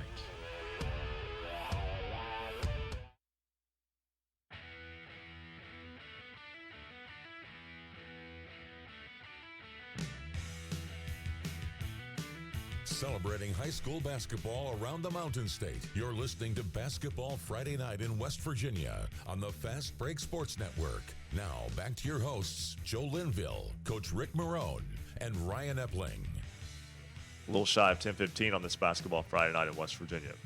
We have a lot to get through. We'll get you a scoreboard update in a couple of moments. If you want to look right now, you can go to basketballnight.com. Follow us on Twitter @hoops_roundup, and we will get you that scoreboard in a moment. But again, phone line's backing up, and I want to try to get through to some of these good folks who have been hanging in there with us tonight. We'll start with Matt Miller, WRNR in Martinsburg. Good basketball game tonight in Inwood as Martinsburg boys get a win over Musselman, 54-50. And Matt, excellent ball game. Yeah, it was an outstanding ball game. A great atmosphere up at Klein Court. The Musselman faithful showing up, the Martinsburg faithful there. The two student sections were very vocal and into it. It was just an outstanding affair. Musselman raced out to a 9-point lead after one at 17-8, pushed it all the way out to a 14-point lead, and then Martinsburg began to chip away, cut the deficit to 7 at the half, and then in quarter number 3, Martinsburg outscored Musselman 15-14, so still down by 6 points going into that fourth quarter, but the Bulldogs outscored the Applemen 16-6 in that fourth quarter, including going 10 of 16 from the foul line, and the Bulldogs rally for a 54-50 win. Always good to get your metal tested this time of year. Martinsburg did just that. They did. My partner and I, in doing the game broadcast, talked about this clearly being the most kind of grinded out type of game, if you will, for Martinsburg this year, where they didn't make a single three-pointer, did not shoot well from the outside. They struggled at times even getting to the rim, but just not able to finish.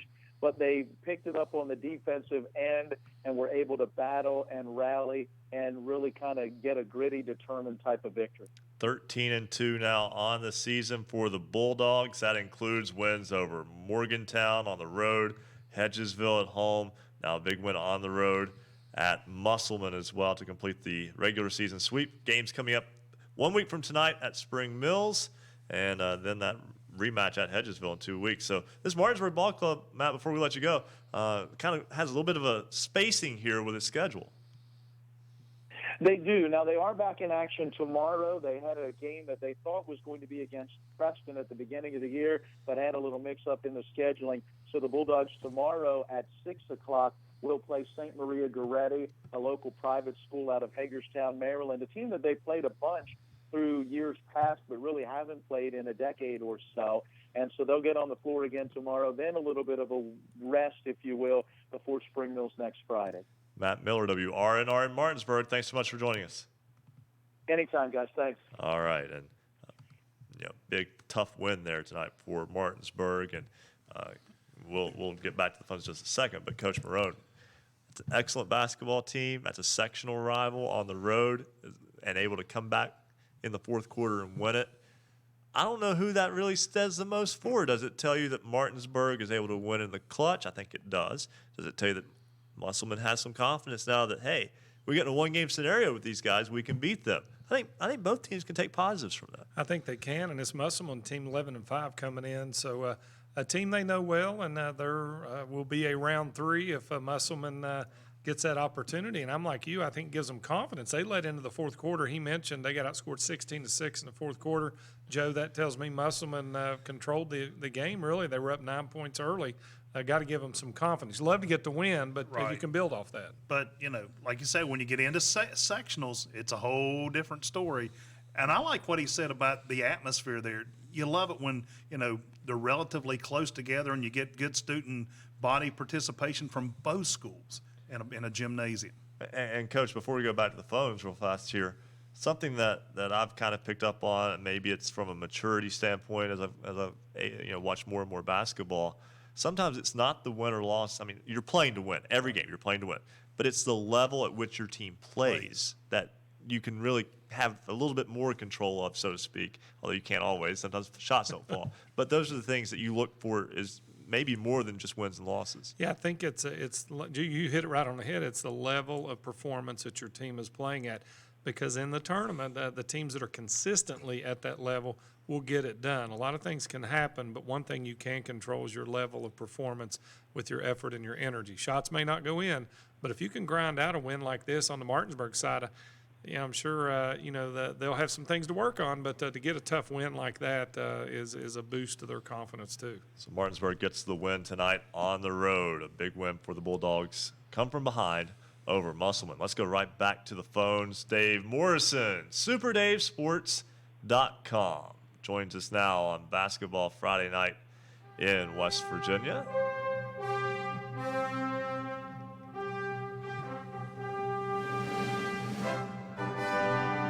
Oh, that sound only means one thing. We're ready to talk some Region 3 basketball. Man, how are you tonight? Hey, we are doing excellent. How are you this evening? Oh, doing great. A little bit bored. Nothing going on, of course, because of the weather and the rain. But I guess everybody needs a day off every now and then. I don't know what that is, but I think that's a good. Yeah, you're right. I just don't know when I'm going to have. He sounds like he's recuperated a little better than he did last week. Yeah, he was a little under the weather last week, I believe. Yeah, but I sure was. Not so this week, but ready to go. And unfortunately, the rain had other ideas. But I guess this time of year, better safe than sorry. But how many times do you hear that rain cancels basketball games as opposed to snow at this time of year? Exactly. And of course, they know some of the areas were hit pretty bad, and certainly our thoughts were with those people, especially up in the Welch area. Yeah, there was a combination of, there was high water yesterday, through that, obviously, from Ringo County and on down. Then you look at, today, much of the state affected by snow, but some still more rain. And, we're not weathermen here or anything like that. We're not meteorologists. We don't necessarily know what we're talking about when it comes to that. But we can tell you it's rained more than what we really would like for it to at one time. Exactly. That's true. But you ready to talk basketball? Yeah, let's do that. Let's do that.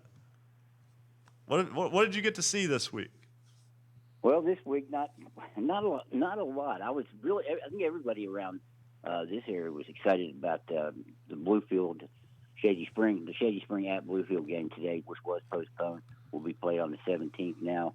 It's the number 1 Shady Spring versus number 3 Bluefield. I did get to see Bluefield some last week at the Big Atlantic, and I can tell you, or rather it was at the Big Atlantic. Their press has really picked it up, and that should be a very interesting game. Of course, Shady Springs got the shooters to really stay in that game. And Luke LaRose, the transfer from Nicholas County, is now 14 points from 2000 for his career. So that's another thing to keep an eye on in that game. Of course, there won't be any lacking in storylines in that game. Tommy Williams for Shady Spring now will almost assuredly be back now that they've got even more time for him to recuperate his ankle injury, and he'll be opposed at point guard Bluefield, Braden Cruz. Both those guys are 1,000-point scorers, so a lot of great storylines in that game. And that's the one we were looking forward to. Of course, Wyoming East West Side tonight was supposed to be tonight too, and it too was canceled. Anything changing with that West Side Wyoming East rivalry? I know there were talks of it. Are they still in the talking stages of perhaps not playing next year? No, they will play. They voted on that. I think it was more than a week ago. Wednesday. There we go. The board voted to keep that active, and I think that's the way everybody knew that it was going to go anyway. The other options were going to Beckley. Nobody really wanted to take the rivalry out of the county. Of course, it will be a little different next year because of the reclassifications. West Side's opted to go up and play in Triple A, while Wyoming East will be Double A. So it takes a little bit off the rivalry, but when these two teams get together, it doesn't really matter what you're playing for outside of the game that's going on at the moment because, as people know, they really get after it here. So it'll be interesting when they do switch up those classifications. And I think the big thing to look at now when you're talking Region 3 Double A is Section 1 through 5, the 1 through 5 teams in that section. Any one of those right now is still in the running for the top seed when they play postseason. And at this point in the season, when you got 2.5 weeks, 3 weeks left, it's kind of rare that you got all 5 teams that can still make a claim for that top seed in a 5-team section. And it should be a lot of fun. And before we let you go, Dave, another side on the girls' side of things, Wyoming East has been the best team in that area over the past several seasons. And even now with the loss of basically, the main cogs of that program for the past 4 and 5 years to graduation, they've won 9 in a row now. Yeah. I mean, I think when you look at who they've lost, it was basically an all-state team. Emily Saunders to Tennessee, Gabby Lupartis from 2 years ago, Player of the Year, Co-Player of the Year, is at Youngstown. Jazz Blankenship is at Concord. Now, I think they have 5 or 6 girls that have graduated in the last couple of years who are now playing somewhere in college. Maybe the last 3 years, still a very impressive mark there. And really, they are getting a lot of contributions. I'm not sure that even Angie Bonzini herself thought that they could get from some of these girls. You look at Sarah Saunders, who is the younger sister of Emily. She's averaging close to 10 rebounds a game. I don't know that anybody thought that she would do that, but she's really a workhorse and really getting it done. Of course, Sky Davidson is an all-state caliber point guard. Hannah Blankenship shooting very well from three-point. I think she's got 43 three-pointers now, up in the 40s. But there will be some competition there. Westside is a very senior-oriented team. I saw them on their senior night just a couple of nights ago. They beat Riverview. They have 8 seniors on their team. And you get veteran experience like that when you look at who they've gone against, their crosstown rival just the last 4 years. And you can see who they played against. In Pikeview, Riverview, on the other side, along with Bluefield. Bluefield is playing very well right now, too. And any of those teams, I think it'll be a very good competition to see who gets to Charleston out of Region 3 this year. Should be a whole lot of fun. Dave Morrison, SuperDaveSports.com. Always a pleasure, Dave. Hey, thanks, guys. You guys have a great evening. Thanks, you as well. And right back to the phones, our buddy Bill Lusk, assistant coach for the Man Hillbillies, has been on hold for 37 minutes, and I want to get him in here before the break. And Bill, the Man Hillbillies still playing good basketball right now. Yeah, we're up to 13-2 now after a 72-40 win over Riverview Tuesday night. Played a great game, great 4 quarters. Probably the first time this year that we won all 4 quarters. We outscored the opposition. Kids just really played good ball, shared it a lot, played good defense, and held our 7th opponent to 40 points or less this season.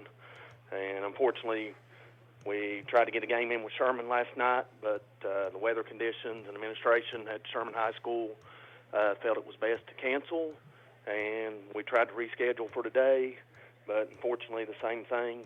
The administration felt that it wasn't best to play, so we'll get back at it tomorrow, and I think Joe's got that ball game tomorrow. Yes, sir, I do, and that game, time change on it too as well. Did you yes, know? Sir. We, 6 p.m. I actually got word at the end of the Logan Scott game, and I actually sent Nathan a text by Facebook to let him know the time change and hope that maybe they could get it on the air, but couldn't get it to him in time. But with a lack of JV players, it really allowed us to bump it up. We've got 1 JV kid out with an injury, another one fighting illness, and that leaves us with 4 JV kids. So it makes it difficult for those kids to play, but we're going to be looking to get a little bit of payback from a loss that we had back on January 23rd. Yeah, I was going to say it's going to be a rematch between you and Mingo Central. Yeah, first game just as I mentioned, didn't go quite as well. We fell behind 26-16 at halftime. Only shot 6 of 26 in the first half. We've talked about it with the kids. We've got to avoid those dry spells. We hit, Caleb Levins hit a 3 for us with 6:42 to go in the second quarter of that game. That brought us within 3, but we don't score another field goal or another point until 1 second to go in the second quarter. And you get in tight ball games like that, you can't. You can ill afford to start like that. So we've got to come out and match their intensity, hit our shots, play good defense, and control the boards like we've had for the most part. And I know there's been a lot of cancellations around the state, but here tonight in the Lusk household, I've had my share of basketball. I've had Brody playing 2K on the PlayStation 4, and we've had Bronx here on his little VTech basketball rim, just hooping it up tonight. So sounds like a spirited contest. Boys, oh yeah, both boys in the Lusk household been keeping me busy with basketball. Plus we had a chance to watch the Logan Scott game tonight too.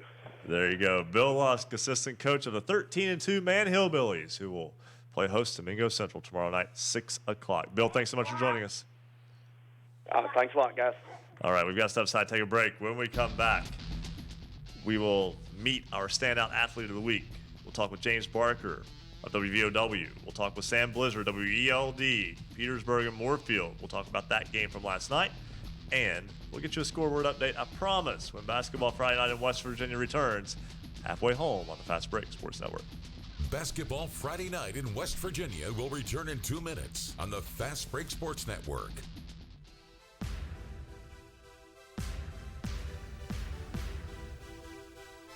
This is high school basketball's voice in the Mountain State. Basketball Friday Night in West Virginia. Don't forget to join us online. Vote in this week's poll. This week's question. Now that you've seen the proposed 4-class sectional and regional alignments, has your opinion changed on the 4-class system? Tell us what you think. Go to basketballnight.com, vote in this week's poll. You'll see the poll on the right-hand side of the page. You've got till 11:45 tonight, and of course, we'll share the results with you tonight. Big shout out to our newest Twitter followers this week.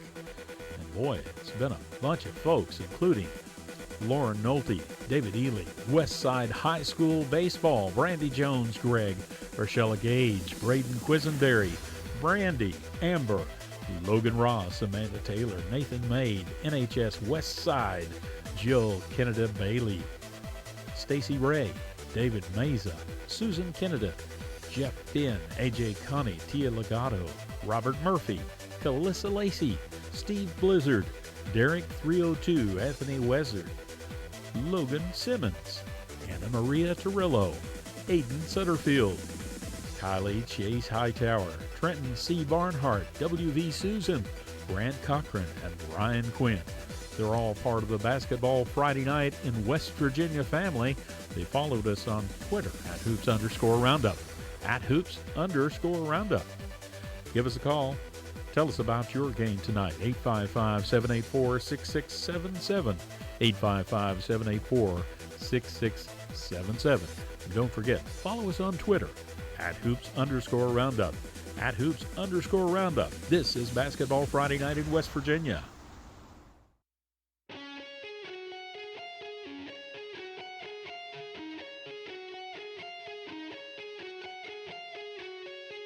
Stay up to date on your favorite teams. Check out basketballnight.com. Now, back to Basketball Friday Night in West Virginia with Joe Linville, Coach Rick Morrone, and Ryan Epling.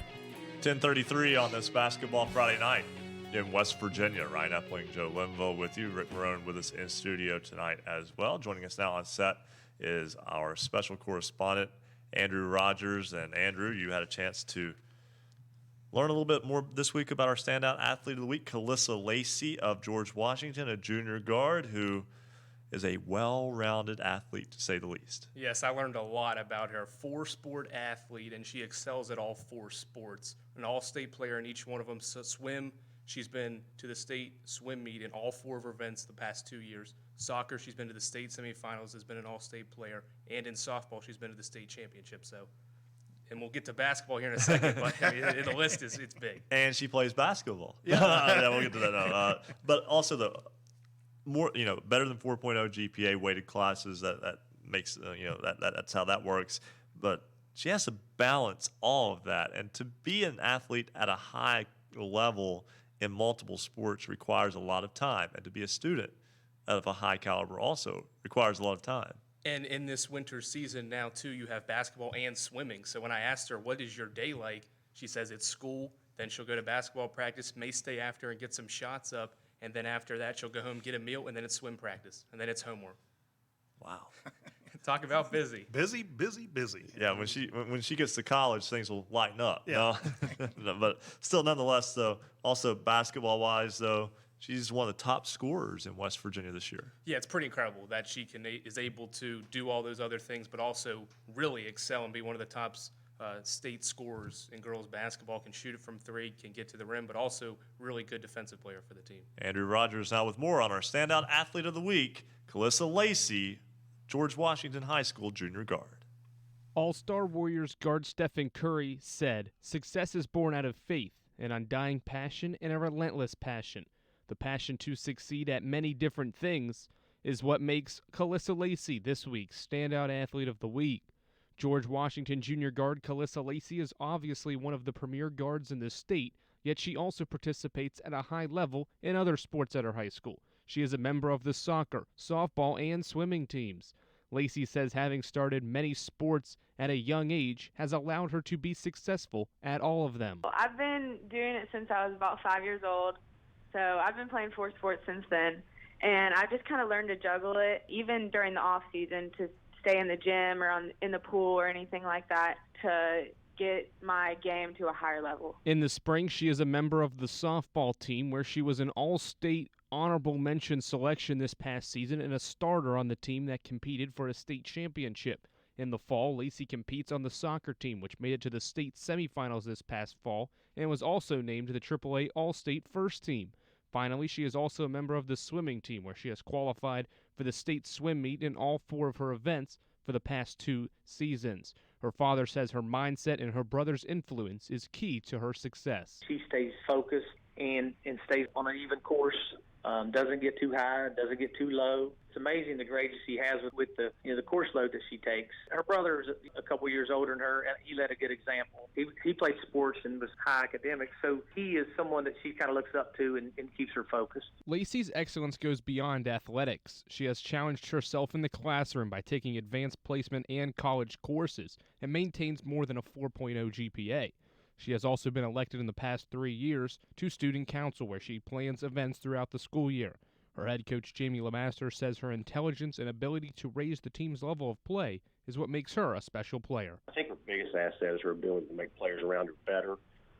Calissa knows when she needs to take a game over, and she knows when it's time to involve those around her. And she understands players' strengths and weaknesses, has a high basketball IQ, and I've watched her grow over the last 3 years, and I've watched her grow physically, I've watched her grow mentally, I've watched her basketball IQ improve, so I'm really pleased with where she's at right now. She's just a tremendous player for us. Lacey is coming off a sophomore season where she was named to the Class AAA All-State First Team. The star guard this season has one of the highest scoring averages in the state, scoring almost 26 points per game. She credits her coaches and teammates for putting her in position to be successful. It's all due to my teammates. My teammates are the ones that get me the ball, and my coaches are the ones that gets me into the plays to get the ball. And without them, there is no way this would be possible at all. Lacey's plan is to one day play college basketball, but says she wanted to stick with the other sports because of the bonds she has made with her teammates. I picked basketball just because I just love the sport so much. I didn't really know for a while whether I liked basketball as well as my other sports. I've decided to stick with my other sports as well because I love to be around my teammates, and I just couldn't really imagine my life without it. And I'm just so used to having a busy schedule that I love that aspect of it. Lacey will strive to add to an already successful high school basketball career by winning a state championship this coming March. For Basketball Friday Night in West Virginia, I'm Special Correspondent Andrew Rogers. Thanks so much, Andrew, and we hope to have Calissa Lacey on the program a little bit later on here on Basketball Friday Night in West Virginia. Let's go right back to the phone lines. It's a busy time, y'all. We'll talk with Sam Blizzard, WELD, in just a moment. He had a fantastic basketball game last night that went to overtime. We'll also talk with Scott Sorrow, head coach of the Williamstown Yellow Jackets. They had a dogfight tonight down at in the fourth quarter down at Tug Valley in Naugatuck. So we'll talk with Scott Sorrow, head coach of the unbeaten Yellow Jackets, in just a moment. But right now, let's go to James Barker, WVOW in Logan. So happy that you were able to hang in there with us for 36 minutes tonight, James. And you had a ball game that was nip and tuck for 3 quarters before Logan able to pull away from Scott in the 4th.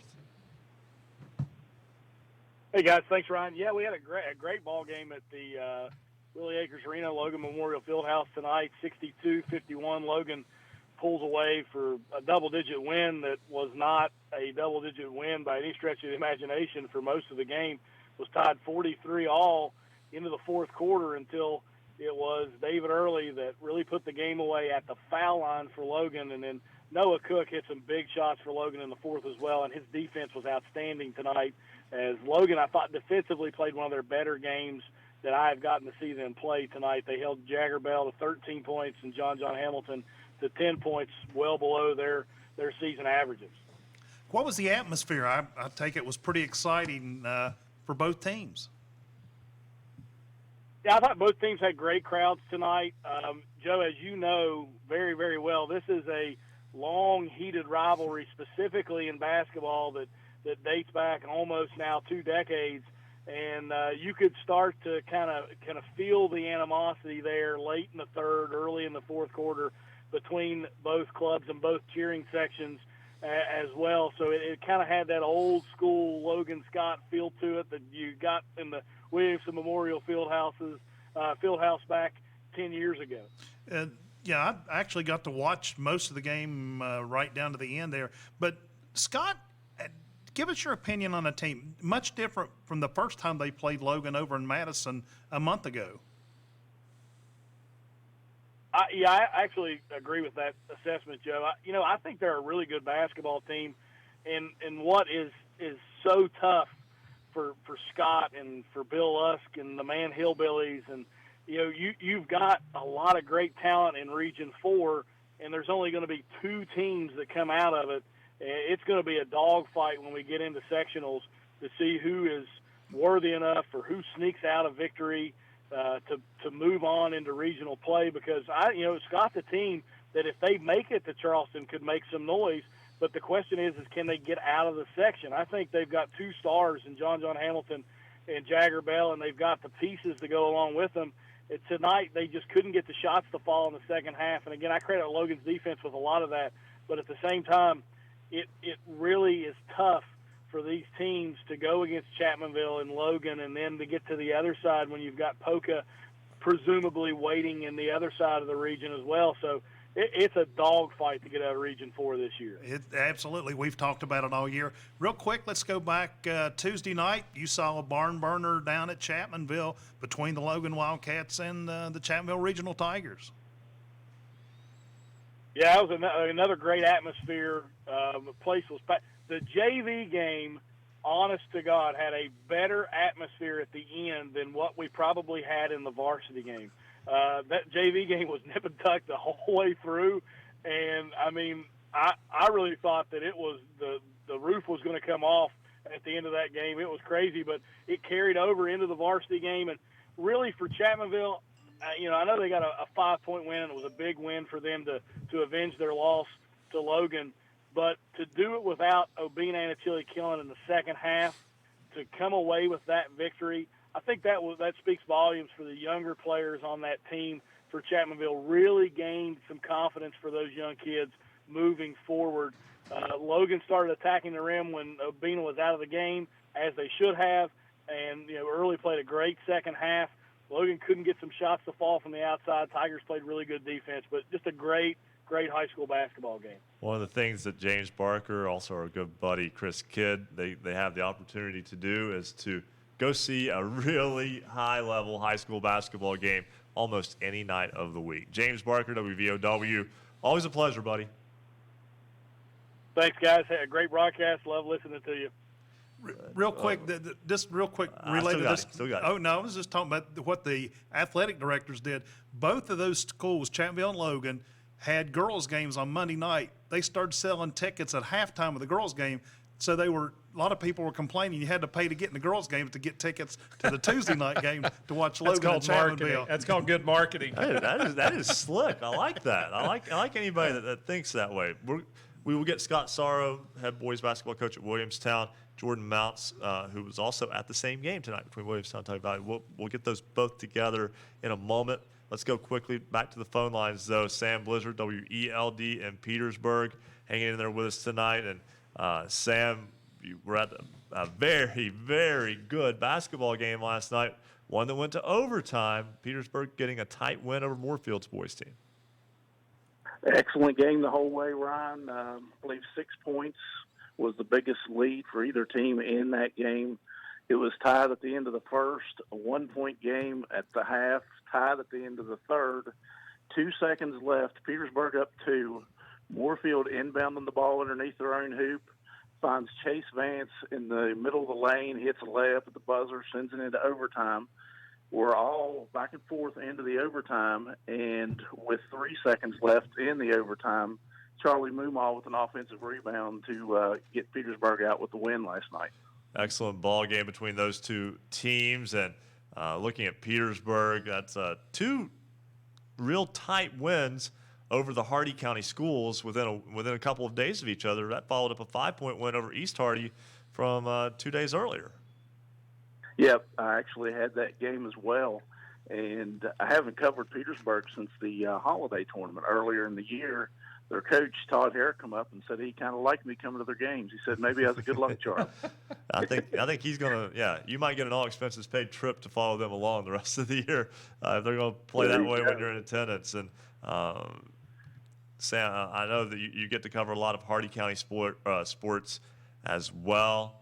And when you look at Moorfield and East Hardy, Moorfield getting ready for a West Virginia hometown invitational game tomorrow with Van. Those are 2 schools that I just hope that weather cooperates enough to let the Bulldogs get there, because Van to Moorfield, that's not a normal trek. That's got to be, 5 hours from Boone County up to Hardy County, I would say. Pretty good win. Pretty good drive. Yeah. That'll be an exciting game. I'd like to see that one. Moorfield 7-8 on the season now. Get that one, get back up to 500. Of course, this is a team that won 3 games last year. So, significant improvement this season. And as you said, across the mountain, East Hardy, 6 or 7 wins on the year. Played a big game against Tigers Valley. A lot of folks said that was probably the best game they played all season last Saturday. And, of course, we cover Pendleton County. Pendleton County, one of, 3 undefeated teams still left in the state? Yep. There are just a handful now. Yeah. That's good. So, a lot of good basketball in the area. Absolutely. Sam Blizzard, WELD. Thanks so much for hanging in with us tonight. Yes, sir. Thank you. All right. And, Ryan, one quick note. Dave Gogas, the coach there at Van, had an opportunity to talk to him earlier this week. They were at Tulsa. He was talking about that long trip to Moorfield after they dropped the game at Tulsa. And he made a comment. He said, I think they'd been to East Hardy in the HIT tournament. It was either last or year before. He said he got on the bus at 6 in the morning. He got back like 4 o'clock the next morning. He said it's the only time he's ever been on a school bus that had to refuel during the trip. That never happens on a bus. He had a great attitude about it, and hopefully the weather cooperates and he can get the Van Bulldogs up there to Moorfield. Absolutely. Always, like I said, love those opportunities to crisscross the state. We're going to step aside, take a break. When we come back, we'll talk with Scott Sorrow, head coach of the Williamstown boys team. We'll also talk with Jordan Mounts. He had the call of tonight's Williamstown Tug Valley boys game that came right down to the wire. And we'll talk with our standout athlete of the week, Calissa Lacey of George Washington. We'll get you a scoreboard update probably at the top of the hour. Again, at Hoops_Roundup on Twitter or basketballnight.com. We'll be back with more Basketball Friday Night in West Virginia on the Fast Break Sports Network. Basketball Friday Night in West Virginia will return in 2 minutes on the Fast Break Sports Network. For scores online, visit basketballnight.com. Check out the scoreboard. Big thank you to all of the radio stations around the Mountain State carrying Basketball Friday Night, so you can listen in and participate and be part of the Basketball Friday Night in West Virginia family. Thanks to 104.1 FM WVXS in Romney, 92.5 FM WZAC Madison, Danville, Charleston, 105.5 FM WKQV Cowan, and heard in Braxton County on 106.9 FM, 91.5 FM WRSG Middleburn, 102.3 FM WMTD Hinton, 740 AM 106.5 FM WRNR Martinsburg, 1360 AM 97.1 FM WHJC Matewan Williamson Belfry, 1600 AM 98.1 FM WKKX Wheeling, 1370 AM 97.7 FM WVLY Moundsville, 101.1 FM WVWPLB Wayne, 92.3 FM WYRC in Spencer, 103.7 FM WQWE in Fisher, 92.5 FM WGHM LP Ravenswood Ripley, 106.7 FM WHFI Linside, 93.9 FM WRRR St. Mary's, 104.5 FM WASPLP Huntington, 1290 AM 101.9 FM WVOW in Logan, 101.7 FM WYAPLP Clay, 98.5 FM 101.5 FM WQAZ Edmond Beckley, 90.7 FM WFGH Fort Gay, 950 AM WBES Charleston, and 88.1 FM WMUL in Huntington. This is Basketball Friday Night in West Virginia. Thanks for joining us tonight.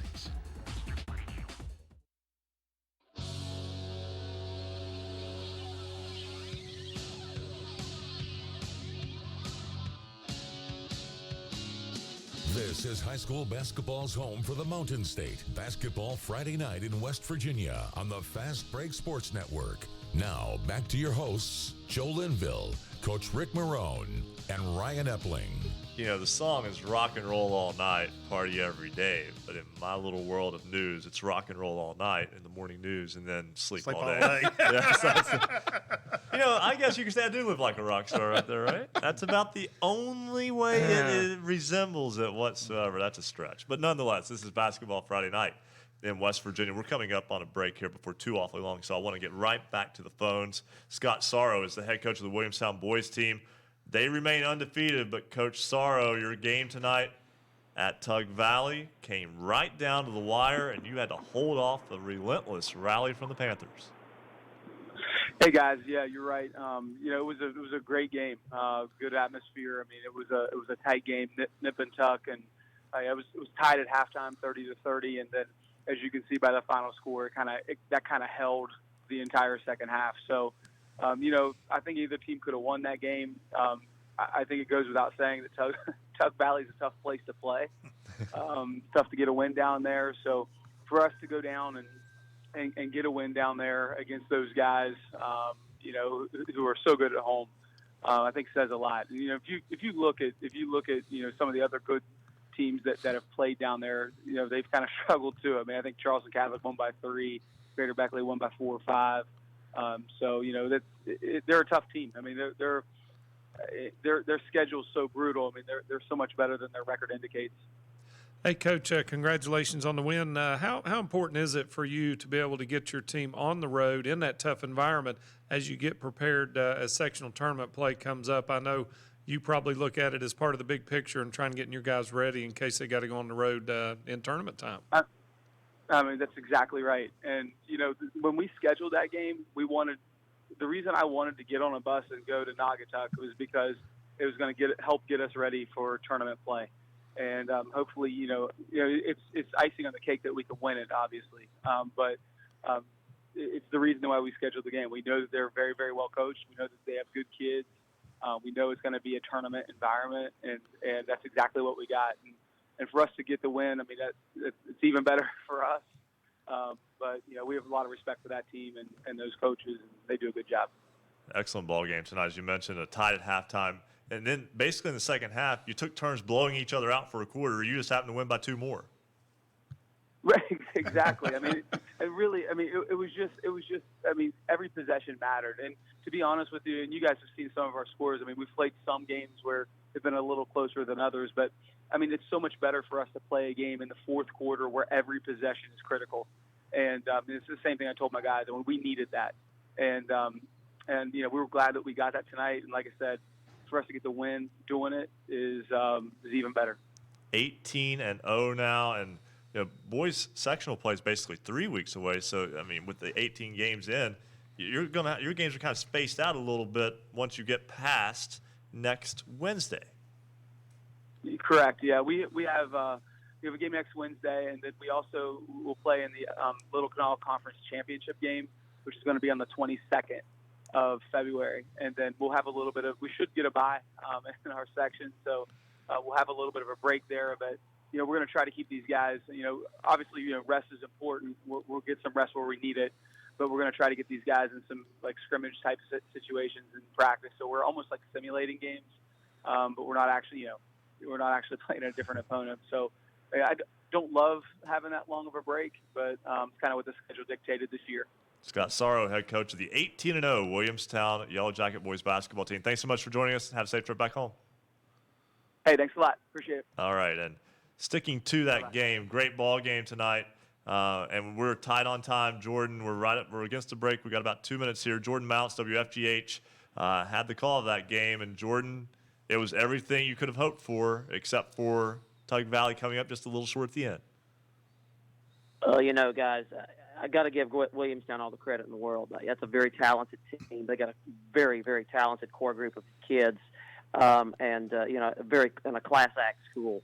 They came down here. Game went right down to the wire. What can I say? They came away with the win. Tip of the hat to them. I'm just glad you survived not having a heart attack.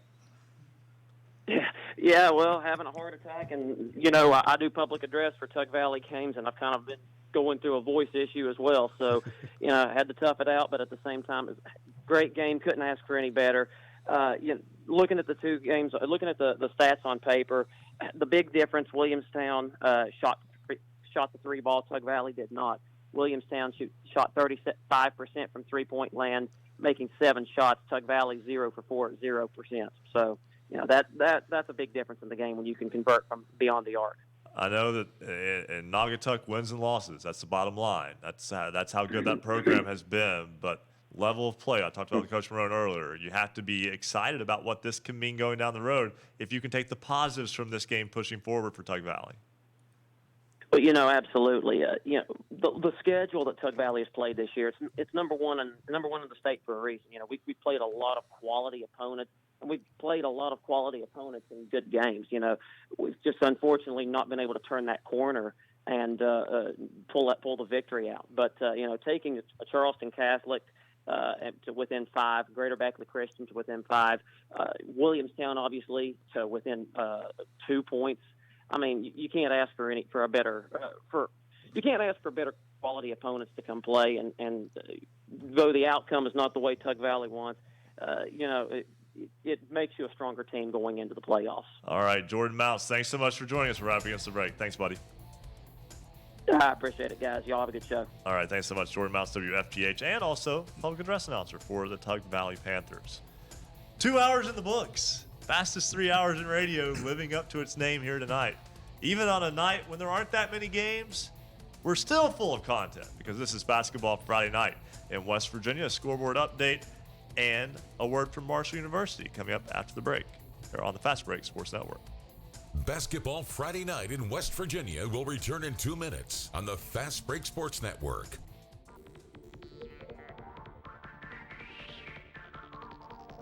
If you love basketball, then there's only one place to be on Friday nights after the game. It's Basketball Friday Night in West Virginia. Streaming video live from the studios at Marshall University. Visit basketballnight.com for video, audio, and the Basketball Friday Night scoreboard. Go to our affiliates page and find a radio station near you carrying Basketball Friday Night in West Virginia. High school basketball action in West Virginia is heating up as teams focus on a trip to the state championship in Charleston. Stay up to date with your local team and its progress all season long with Basketball Friday Night in West Virginia for 3 hours every Friday night from 9 to midnight.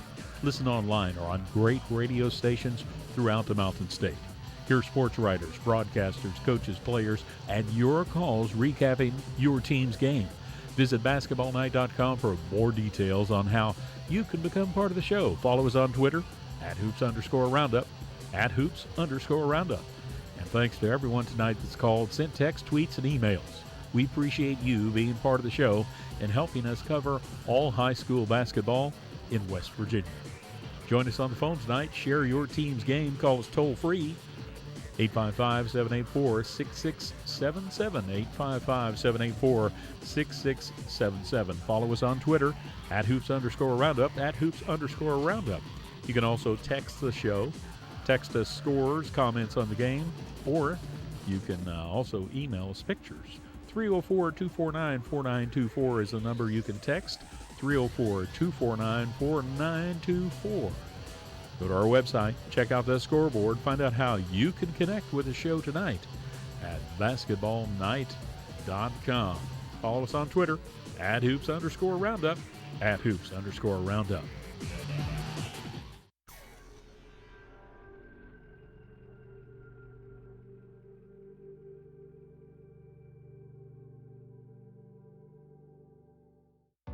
Please join Marshall University's Dr. Carter G. Woodson Lyceum celebration of the 2020 Black History Month and other important events throughout the year.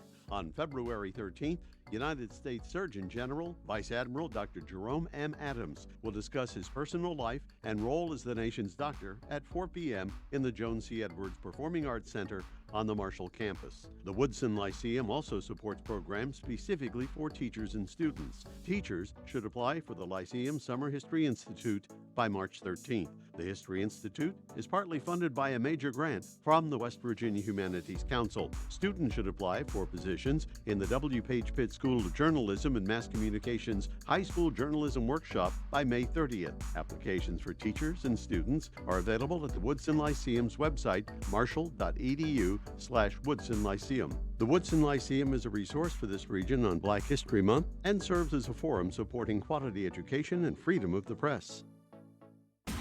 Welcome back to Basketball Friday Night in West Virginia. To join tonight's program, call 855-78-HOOPS. That's 855-784-6677. Follow us on Twitter @hoops_roundup for all the scores all the time. And visit basketballnight.com for a comprehensive look at schedules and standings for every team in the state. Stay tuned. Another hour of Basketball Friday Night in West Virginia begins right now. 11:01 on this Basketball Friday Night in West Virginia. If you're watching us, then there's a little bit of a change. Rick, you've changed. Yes. Bill Cornwell is joining us here, and he tagged out. Rick Morrone is still in studio with us tonight. He's just hanging out in the green room now. It shows that we have one of the best benches in the state. That's right. When we on this show, we have quite the bench. I mean, we could even go to Jordan Mounts when we have to. Maybe even Brian Sexton when we have to. I mean, we have a seriously deep bench here. James Barker as well. Chris Kidd. I mean, you're right. Cause. Maybe we could bring Cause in some night. I don't know. Cause has visited several times he over has, the years. at least once a year he comes. Yes. So, I mean, you're right. We've got some depth here. We got some we can serious work depth. with this. We can work with this. But we know you're here for scores. We'll get them in just a moment. I promise. I know we've kept putting them off. But we'll also talk with Mike Godwin. No, whoa. Don't push me on this. I feel like the guys in the back are like, no. Do a scoreboard. No, not yet. I like that, though. Good stuff, guys. Anyway, Mike Goddard, WRLB. We'll talk with him in just a moment. We'll also talk with Bo Brumfield, sports writer of the Leviza Laser, about Tulsa boys and girls basketball. But first, let's meet our standout athlete of the week. She's a junior guard for the George Washington Patriots. She's a multi-sport standout, 4-sport athlete, an all-state caliber player in all 4 of them. She averages 26 points per game in basketball, one of the top scorers in West Virginia this year. And even more impressive, she holds a 4.0 GPA, above that actually with weighted classes.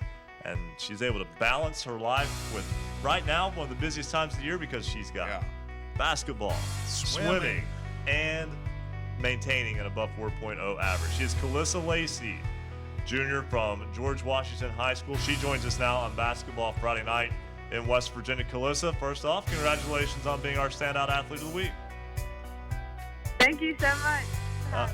All right, let's tell me a little bit about what you've been able to do here in terms of being able to balance your time. I know Andrew Rogers was telling us that he asked you about, what your typical day is like.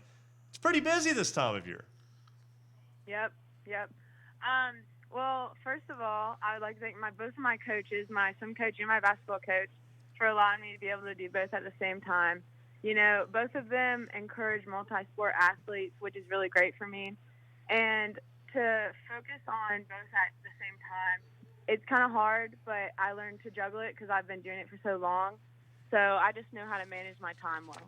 Calissa, it sounds like you enjoy playing all those sports. Yes, I love all of them. I'm going to have to ask you, what's your favorite? Basketball is definitely my favorite. Oh, okay, all right. Made the decision over the summer that basketball is probably my go-to. How important do you think it is to play multiple sports for anybody who's out there who maybe is getting some pressure from somebody to just, kind of specialize in one sport, even though they enjoy multiple sports growing up? I mean, you only get one chance to grow up. You only get one chance to play these sports. Oh, it's very important. It's definitely a change of pace each season, and it helps keep me in shape and keep me going. And I never get burnt out with any of them. I'm just on to the next one. I'm never looking back on the past season. I'm always ready to get into the next one. Cliff, I'm going to give you a chance to brag a little bit about your alma mater there, because it seems like there are just so many high-achieving kids that come out of George Washington, both academically and athletically. And, of course, the guys that pop into my mind are John Elmore and Ryan Switzer. What is it about GW and the staff there that they produce so many high-performing kids, both in the classroom and on the fields and the courts? I would definitely say that the coaches there definitely inspire everyone. And even the teachers, they always make sure we're in line and keep us going. And they're very encouraging on and off the court. And definitely with Coach Jamelin Master, he's one of the best coaches in the state. He is not only just coaches me on the floor, but he also coaches me off the floor, making sure I'm involved in everything and doing the right thing, and also make sure that I'm not down on myself or no one on the team is down on themselves. And he makes it so that we're like all a family. So our motto is actually family all in, and that just means that we're all together. And whenever we're in the season, we're like a family, and no one treats their family bad. No one is mean to their family. Everyone's all together, and if we stay that way, then we're going to win games. Most people would say your upcoming week of basketball games would be a busy week. You've got a game against Parkersburg on Monday, and then little general shootout at the Big House at West Virginia State University against Winfield on Tuesday. And then on Thursday, you play at Capital. Is that actually a less busy week for you because you can only do one thing at a time? Yeah, a little bit, but tomorrow I actually have my regional swim meet in Huntington. Yeah. So I'm getting ready for that. And then also with those big games coming up, I'm staying in the gym and getting prepared for them. And it's a big week coming up, yeah. Yeah, it's a big week for anybody, but for you, it's almost just another week. Calissa Lacey, our standout athlete of the week. Once again, congratulations. We wish you nothing but the best, and keep up the good work. Thank you so much. I really appreciate it. All right, it's Calissa Lacey, a junior at George Washington. That's right. Everybody in the Collin Valley gets to deal with her for another year. Exactly. And it's like she said, about 12 hours from now, she'll be about 2 blocks from where we are now sitting in the pool. Yes, yes. Regional swimming. Yes, that is down, just like you said, just down the couple blocks. Natatorium? Pitch Natatorium. Inside the Henderson Center at Marshall University. There you go. So let's go right back to the phone lines. Our good buddy Mike Goddard, WRLB in Lewisburg. He joins us now here on Basketball Friday Night in West Virginia. And Mike, we're not talking about an undefeated Greenbrier West basketball team anymore, but we're still talking about a very good Cavalier squad. Yeah, it's odd. This is the first Friday night, I think, in over a month that we haven't had a game.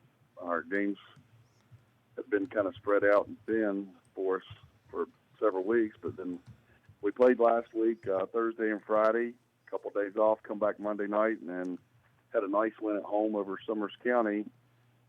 And then we went to James Monroe, and it was kind of the perfect storm. We got off to a really hot start, think it was a 13-0 run to start the game, and Greenbrier West led it 17-13 at the end of one. But things started to fall apart for the Cavaliers in the second quarter. James Monroe got really hot. They really shot the lights out of it that night in their gym.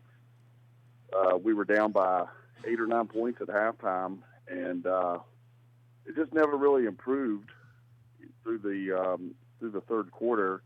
And Coach Robertson was a little bit unhappy with the effort and the results, and he brought a fresh set of JV players in the start of the fourth quarter, and they finished the game out for us.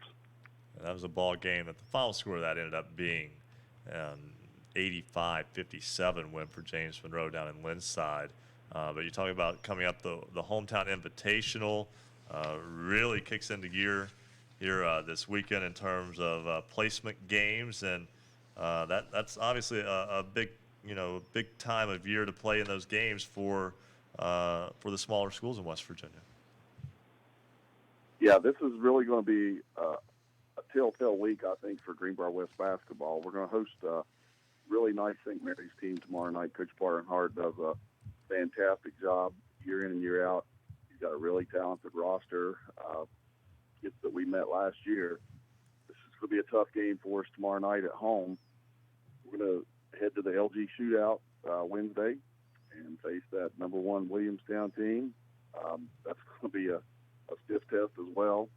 Thursday night we have to travel to Montcalm, but then Saturday will be the championship weekend for the West Virginia Hit Tournament, and we're either going to face a very good Clay Battelle or Ritchie County team.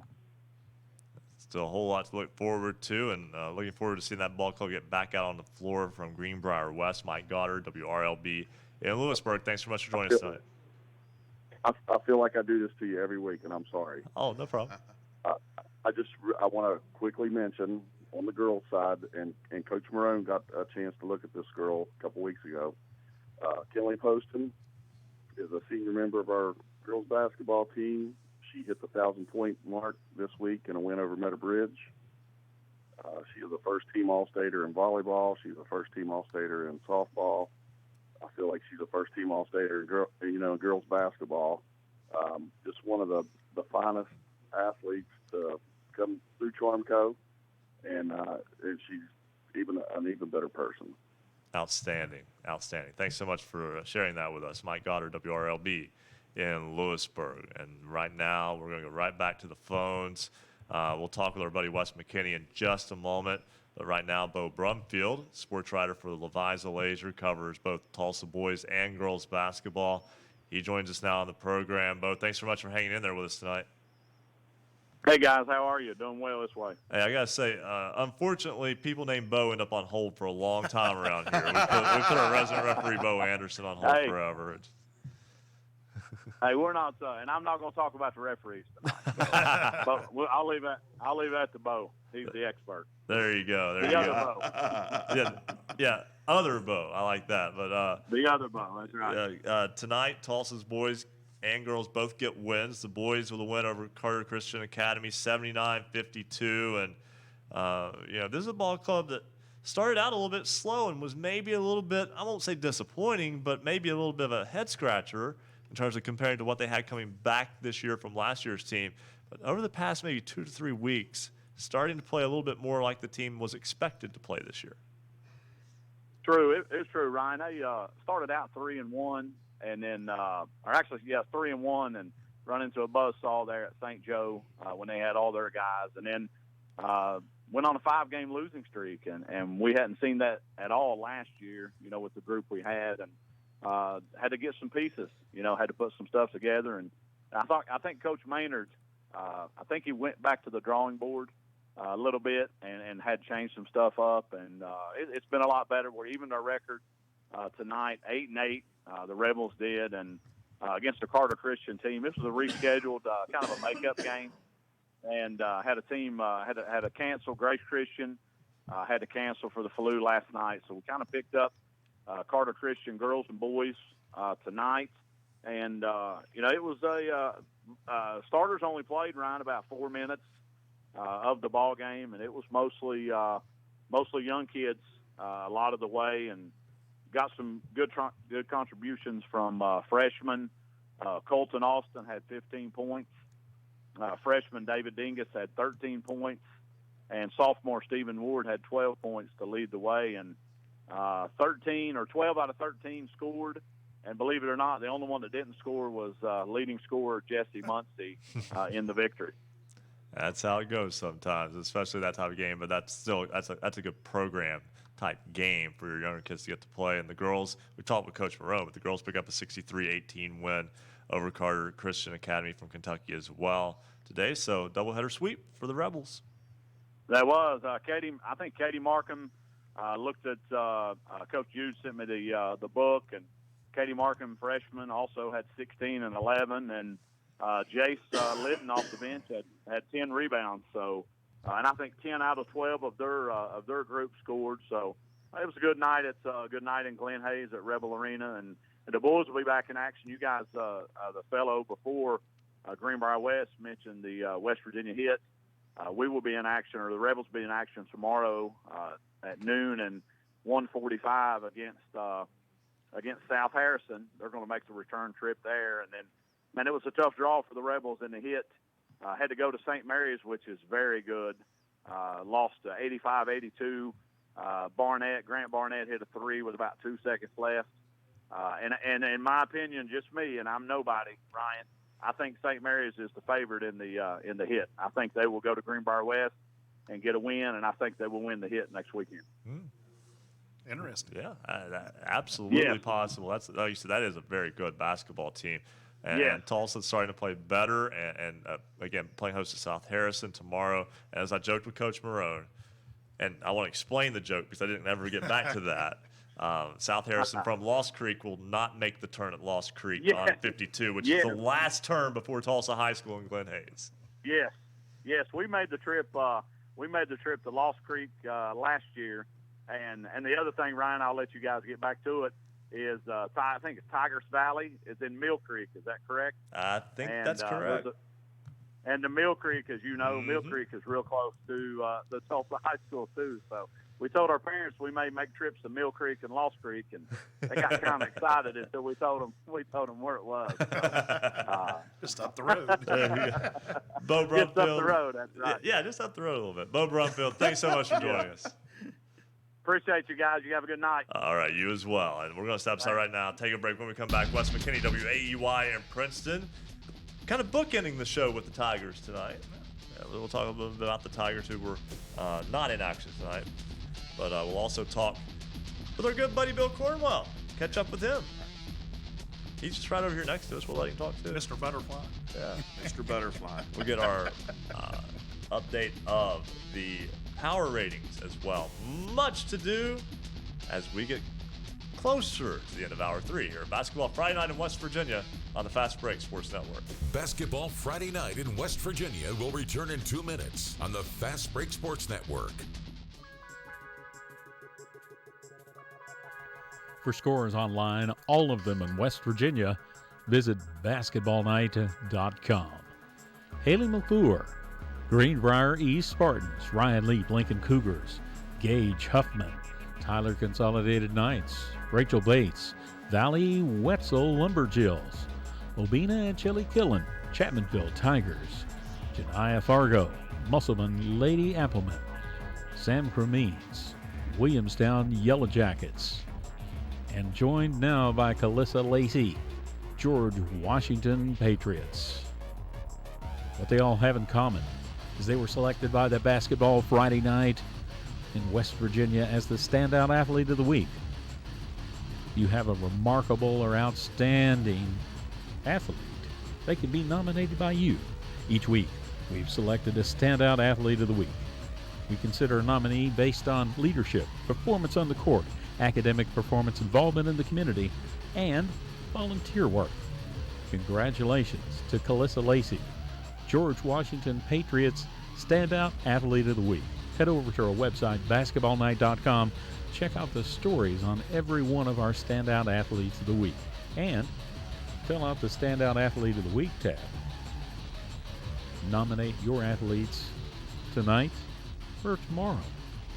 Join us online. Voted this week's poll. We got to 11:45. This week's question. Now that you've seen the proposed 4-class sectional and regional alignments, has your opinion changed on the 4-class system? We want to know. Give us a yes or no tonight. We'll let you know by 11:45. Join us on Twitter at @hoops_roundup, @hoops_roundup. Shout out to Ryan Quinn and Grant Cochran. They just joined the Basketball Friday Night in West Virginia family.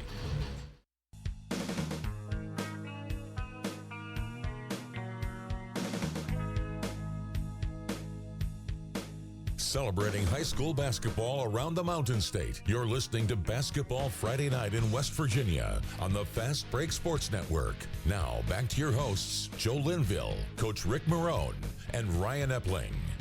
11:19 on this Basketball Friday Night in West Virginia. Ryan Epling, Joe Linville, and Bill Cornwell with you. Rick Morrone also still with us in studio tonight. Still, we've waited long enough, guys. I think I've been teasing the scoreboard update for an hour now. It's time to get another look at the basketballnight.com scoreboard. Looking for scores, look no more. Visit basketballnight.com. Joe, I'll give you the girls' scores to start with. All right. Tulsa, the Lady Rebels knock off Carter Christian tonight by a score of 63-18. Jefferson over the Hampshire Trojans, 53-38. As we mentioned earlier, Cougars sweep the season, and they'll have the home court advantage for the sectionals. Grafton, the Bearcats, knock off Berkeley Springs tonight, 70-19 in a big win for the Lady Bearcats. It was Frankfort, the Falcons, over Kaiser, 58-42. And that's all the scores we have on the girls' side for tonight. I'll take care of the boys' scores this time around. And boys' scores tonight, boys basketball action in West Virginia. Work County defeats Wood County Christian by a final of 69-52. Remember, Wood County Christian joins the SSAC next year. Tulsa defeats Carter Christian Academy of Kentucky 79-52.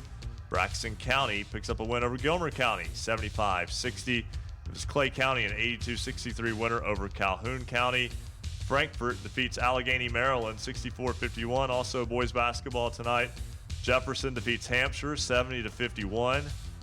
Another good ball game. Logan outscores Scott by 11 in the fourth quarter to win by 11, 62-51.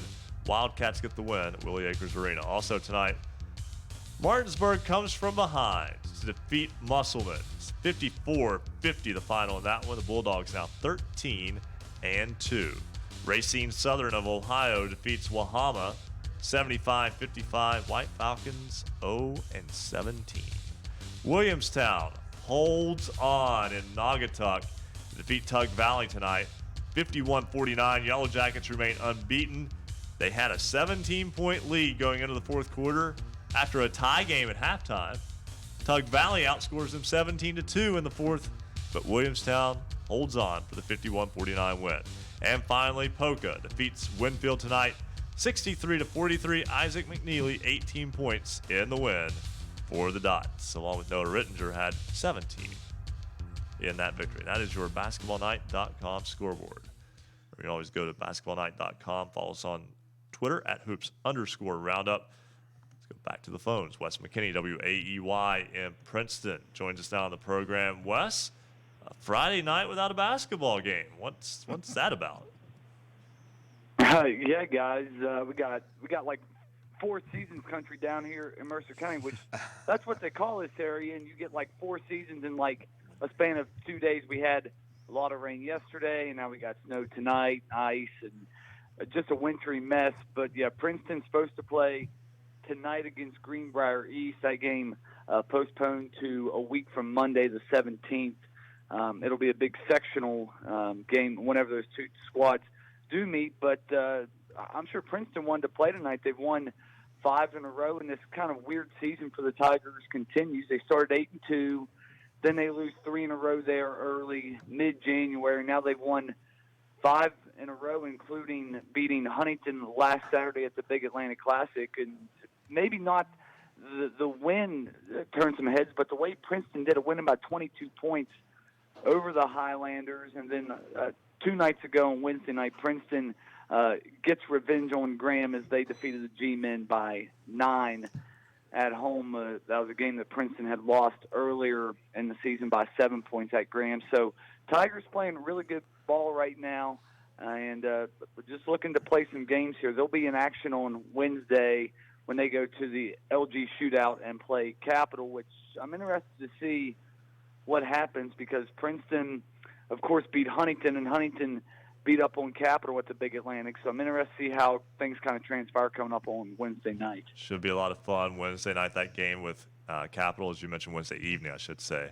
A little bit earlier because of the little general shootout at the Big House, and that's at West Virginia State University. And then next Friday, a trip to Brush Fork Armory, take on Bluefield again.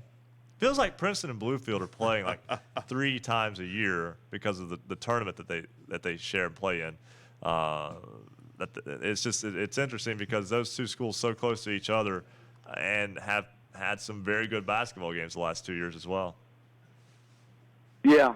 Princeton earlier this year, that game you referenced, Ryan, a 2-point win in the Princeton Christmas tournament, and then Bluefield won by, I don't even know, it was a bunch. It really wasn't that close. I think it was a 15-point game at Princeton. And in the regularly scheduled meeting, they're the first, it was like the first Tuesday of January or something kind of quirky like that. They played on a random night. It wasn't a Friday night. But yeah, so the season series with Bluefield is tied at a game apiece, and both teams in their wins kind of asserted their authority. Princeton played a little bit more methodical, got high-quality looks at the basket. Bluefield in their win applied a lot of pressure, turned the Tigers over, and got a lot of easy baskets. Then Braden Cruz scored, I think it was maybe 27 or 28 points net second game. So Princeton's got to do a better job of containing Cruz and Bluefield next Friday night. But a big week for the Tigers because they're going to get 2 teams that are really athletic and want to get up and down the floor here Wednesday and Friday night. So the Tigers got to be ready to have some fresh legs come Wednesday night. Wes, I got to agree with you. That was a good win against Graham earlier this week. And I work with a Graham alum, and she talks about how they and Bluefield have such a rivalry. Is there a little bit of rivalry between the G-men and the Tigers? Yeah, Bill, I think this is the 3rd year, I believe, that Princeton has played Graham both home and away. And, you can feel a little bit of a rivalry there because, I think Graham is sometimes viewed as the little brother, sometimes to Bluefield. So both teams are kind of fighting for that second spot as far as, supremacy here in Mercer County and then across the state line in Bluefield, Virginia. So I definitely think there's a rivalry, and both teams this year had big leads and was able to hang on in their wins. Graham had a 17-point lead on Princeton at Graham. They hung on after Princeton came back and made it a 3-point game 2 nights ago. Princeton had a 17-point third-quarter lead. Graham actually came back and had the lead, but then Princeton finished the game on a 10-0 run. So, not only are both teams similar, I think, in talent level, but the games this year have been really good games. Last year they were really good games. I think both games were decided by 2 possessions or less. So, yeah, this has become, I think, a little bit of a budding rivalry. Should be a lot of fun. Wes McKinney, WAEY. Bill, you want to throw that recruiting question at him over Concord football? A lot of people don't know that you just high school basketball is like your side job because you're the SID at Concord. We were kind of interested, just going off topic, Wes, how recruiting went for Coach Walker in the Mountain Lions. Yeah, guys, I don't really know who all. I know he got a late start on the sure on the whole thing there. So it's just kind of I don't want to say a fluid situation, but it's an ongoing process, I guess you could say. It's like the 76ers. You got to trust the process. There you go. Trust the process, but I tell you what, people around the state who will follow high school sports, don't matter football, basketball, are really going to be interested to see how Coach Dave Walker does down in Athens next year. No, guys, I agree. It's definitely an exciting time here at Concord in Mercer County, this area. Because I think this program has obviously been re-energized now. Good. Wes McKinney, WAEY in Princeton. Always a pleasure, Wes. Thank you, guys. Take care. All right, we're going to step aside, take a break. When we come back, our resident referee, Bo Anderson, will have only been on hold for 13 minutes. We'll also get our power ratings. I didn't say we were going to go to it when we came back. I just said that he will have been on hold for 13 when we come back. This is Basketball Friday Night in West Virginia on the Fast Break Sports Network. Basketball Friday Night in West Virginia will return in 2 minutes on the Fast Break Sports Network.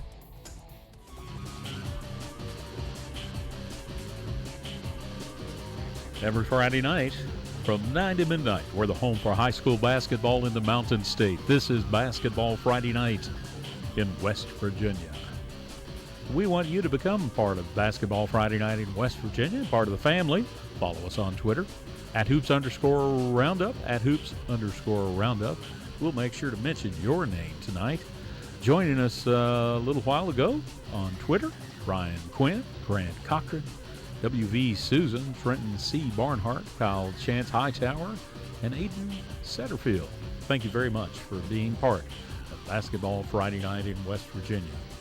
Head over to our website, basketballnight.com. Go to the affiliates page, and you'll find radio stations near you that actually broadcast Basketball Friday Night in West Virginia.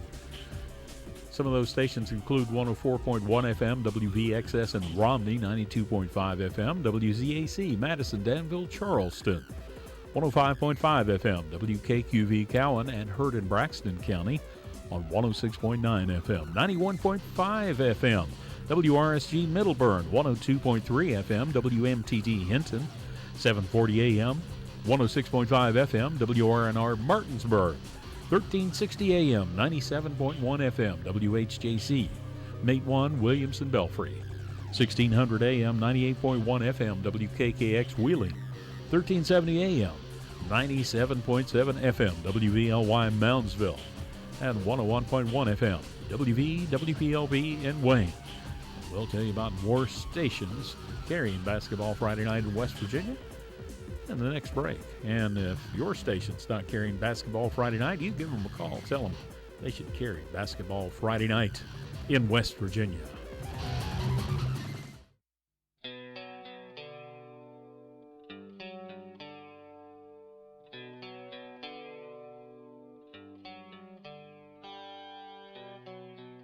Stay up to date on your favorite teams. Check out basketballnight.com. Now, back to Basketball Friday Night in West Virginia with Bill Cornwell, Joe Linville, Coach Rick Morrone, and Ryan Epling. 11:31 on this Basketball Friday Night in West Virginia, and a big shout out to our guys in the back. They just continue to throw the right opens in there all the time with the right people in this ever-changing cast of characters we bring you here on Basketball Friday Night in West Virginia. As Joe Linville is still in studio with us tonight, but now back at the microphone is Coach Rick Morrone, but he's on the other side now, and Bill Cornwell. This reminds me of tag team wrestling. This is very much like that, yes. I feel like I'm getting beat up, and we tag in. Do you have to hold on to the little string in the corner? That's the only thing. Well, in some organizations, you really don't even have to stand outside the ring very long. But nonetheless, not that matters. We're here to talk basketball, and we'll talk with Bo Anderson, our resident referee, in just a moment. But first, he's back. Marcus Constantino has our basketballnight.com power rating. Thank you, Ryan. Great to be back. Starting off in girls class AAA. No lead changes, but we have some move-arounds in the top 5. Greenbrier East is 14-1, sticking around at number 1. Parkersburg hanging in at number 2. George Washington jumps up 3 spots to pop up into the top 5 at number 3. Wheeling Park stays at number 4, while the Woodrow Wilson Flying Eagles drop 2 spots to number 5. On to the girls class AA power ratings. The Frankfort Falcons hanging in at number 1. North Marion at number 2. Winfield stays at 3. Fairmont Senior 4.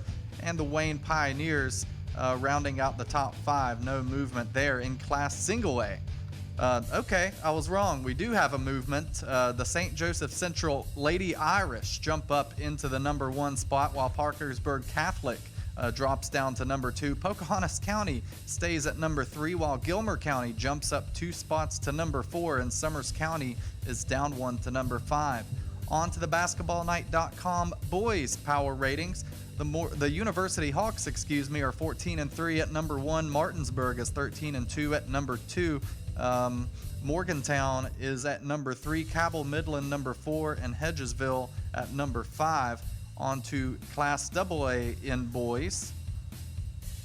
There we go. Shady Spring Tigers hanging in at number 1. Chapmanville 2. Robert C. Byrd 3. The Polka Dots 4. And the Bluefield Beavers jumping up 3 spots to round out the top 5 in AA. And finally, the Class Single A basketballnight.com power ratings. The Williamstown Yellow Jackets are 18-0, undefeated at number 1. Pendleton County also undefeated at 14-0. They jump up to number 2, while Greater Beckley Christian drops to number 3.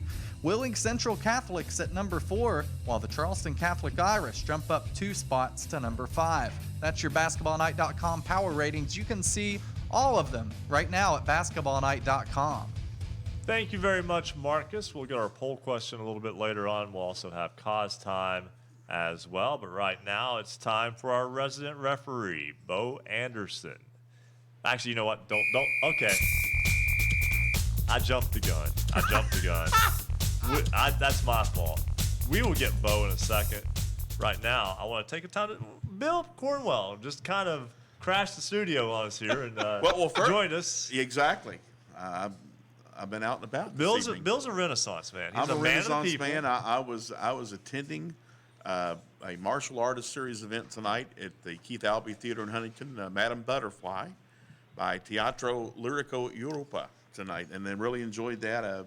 I do like opera. I admit it. I'm proud of it. Hey, so shoot. The first step is admitting you have shoot a problem. But here's where you can't judge a book by its cover. Bill, what are you doing tomorrow? Well, Gravy Bowl in Ashland, Kentucky. My morning show partner and I, we are going to judge gravy tomorrow morning at 10 o'clock in Ashland, Kentucky. This is a great event in Ashland. Yes, if you're in the Huntington area, go over to Ashland tomorrow from 10 to 2. It's a fundraiser, and I mean you can go and sample gravy. I mean, this should be a West Virginia event, for goodness sakes. I mean, in West Virginia we have like gravy intravenously, applied.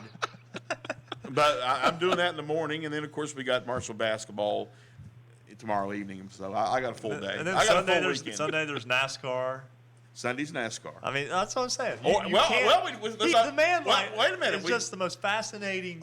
Let's not forget of the XFL interest. starts tomorrow too. And of course, I think a lot of people will forget. Our own WVU alum Oliver Luck is running that show, and hopefully it will not be the joke that the original XFL was with Mr. He Hate Me. I'll never forget that jersey. Rod Smart ended up with a decent little NFL career after that. He did. Kentucky guy. Yes. UK guy. Yeah. And that's true. Hey, back to the power ratings. The interesting St. Joe girls, they are number 1 and back to number 1 despite the fact that they had their first loss of the year last Saturday. They played in a tournament in Ironton, Ohio, the Tackett Body Shop Classic, and lost to a really good Cincinnati Mount Notre Dame team by a score of 80-72. So that was I don't know if we want to say it was a good loss, but that was a really good team that they lost to. They lost to the number 3 ranked number team 3 in Ohio in the country in Max Preps. Okay. And lost by 8. And they competed. They were right they there. Did. They showed they belong. So that's where Bill's been, today and going to tomorrow. You can see him at the Gravy Bowl tomorrow. Come and have a sop with me. I'm telling you, like I said, fascinating. You know who else is fascinating is our resident referee, Bo Anderson. Now we're ready for Bo. That's my fault from earlier. We were ready now. He joins us here on Basketball Friday Night in West Virginia. Bo, don't tee me up for maybe I get a delayed game warning there. I hope that wasn't a technical for the offense. Well, I knew I was in trouble when first Brian said, well, he's only been on hold for 13 or 14 minutes. And then after that, he says, we may not put him on. And then to top it off, we start talking about the opera and gravy. I tell you what, I don't it shows know where you rank. Guys, Wow. Whoa. Bill won't be getting a Christmas card from Bo this year. I just got 2 technicals. I I'm was out of getting the ready game. to say somebody has warranted a technical. I'm out of the game. All right, so Bo, anything that crossed your path this week that was a little bit maybe different and something that maybe the people that don't follow as closely would be confused by? Well, no, not really. I want to give you the quiz answer in a minute and see if you got that correct. And I've got another quiz for you right quickly in a second. But, no, nothing really. What I want to talk about a little bit for a second is, and some people, we went over this some on the show, but some people don't understand some of our foul definitions. Like, they see the stuff in college on TV, but they don't understand what types of fouls that we have. And I'm not going to go through all of them. But the main ones that I think people need to understand is, outside of just a regular got fouled in the act of shooting, a regular personal foul or a common foul, one of those two, are other rules which are intentional, both personal and technical, and flagrant, both personal and technical. An intentional foul, live ball contact, being, somebody's dribbling in and somebody, grabs them by the jersey or whatever, is always 2 shots to the person that got fouled and the ball on the spot closest to where the foul occurred.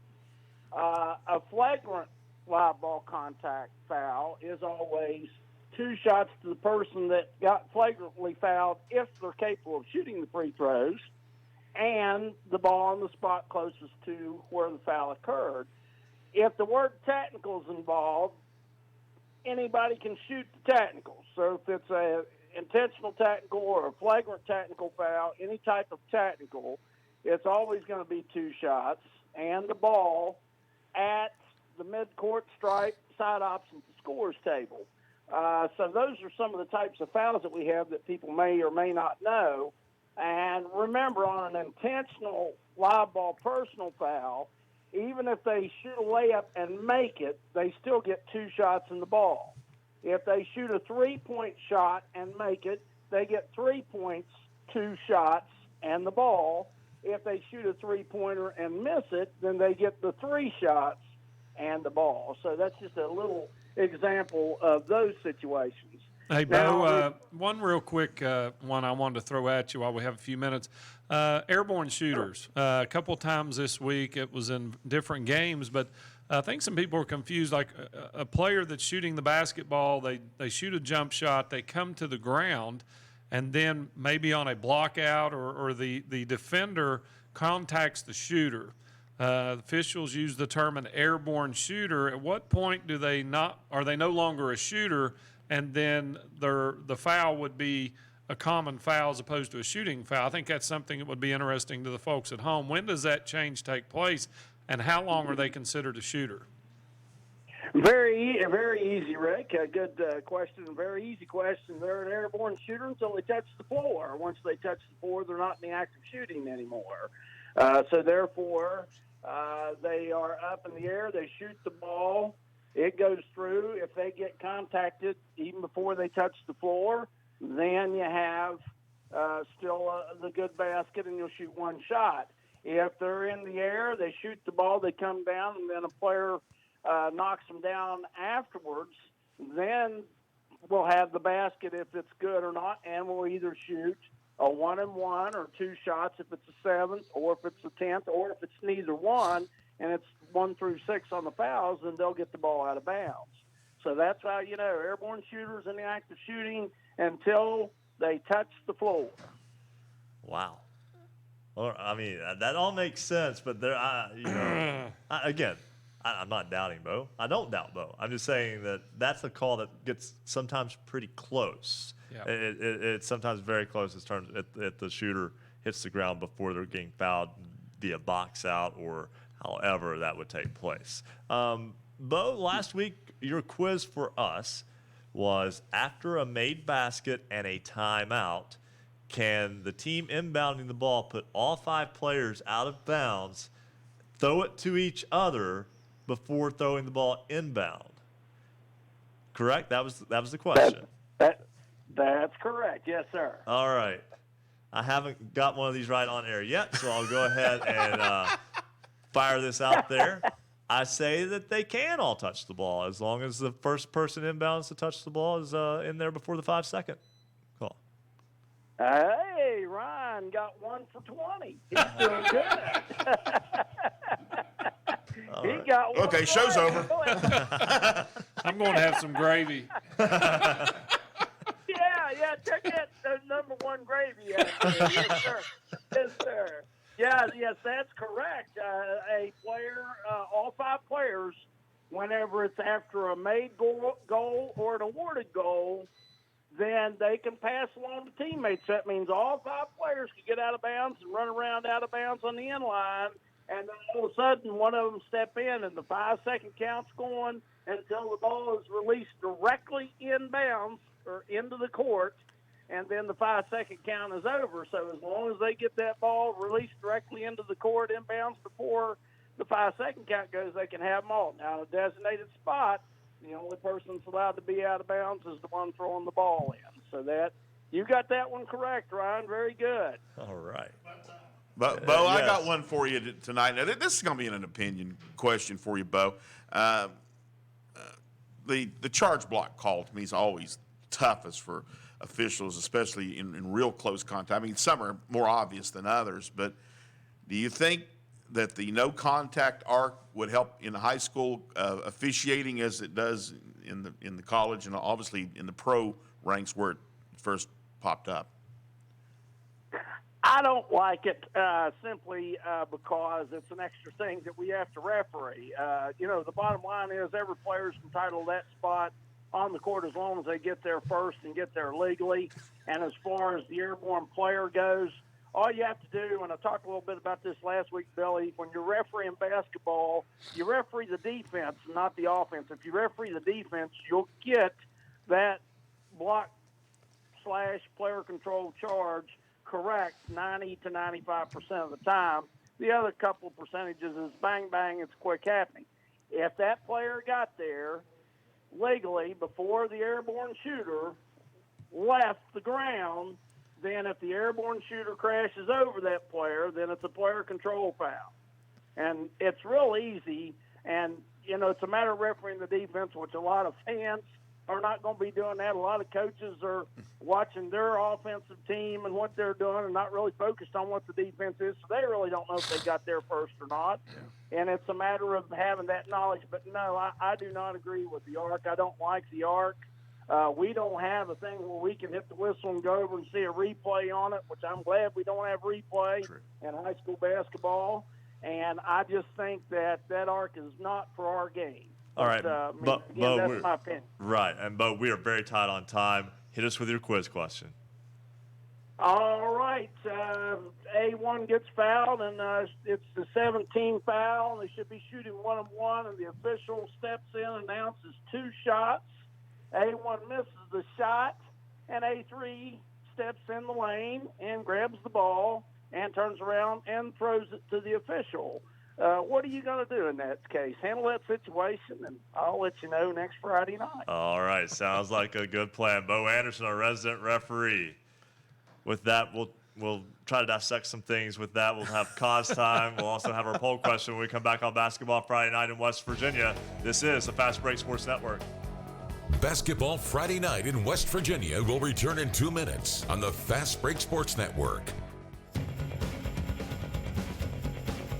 For scores online, all of them in West Virginia, all the time, visit basketballnight.com. Special thanks to all of our radio affiliates around the Mountain State carrying Basketball Friday Night in West Virginia, including 92.3 FM, WYRC in Spencer, 103.7 FM, WQWV in Fisher, 92.5 FM, WTHMLP, Ravenswood, Ripley, 106.7 FM, WHF High, Linside, 93.9 FM, WRRR St. Mary's, 104.5 FM, WASBLP Huntington, 1290 AM, 101.9 FM, WVOW in Logan, 101.7 FM, WYAPLP in Clay, 98.5 FM, 101.5 FM, WQAZ Edmond, Beckley, 90.7 FM WFGH Fort Gay, 950 AM WBES in Charleston, and Marshall University's flagship station, 88.1 FM WMUL in Huntington. We want to thank everyone that's joined us tonight for Basketball Friday Night in West Virginia, and all of the folks that have joined us on Twitter, including Tia Legato, Robert Murphy, Calissa Lacey, Steve Blizzard, Derek 302, Nathan May, NHS, Wildside, Jill Kennedy Bailey, Stacy Ray, David Mazza, Amanda Taylor, Logan Ross, Ryan Quinn, Grant Cochran, WV Susan, Greg, Randy Jones, and Westside High School Baseball. They're all part of the Basketball Friday Night in West Virginia family. Follow us on Twitter at @hoops_roundup.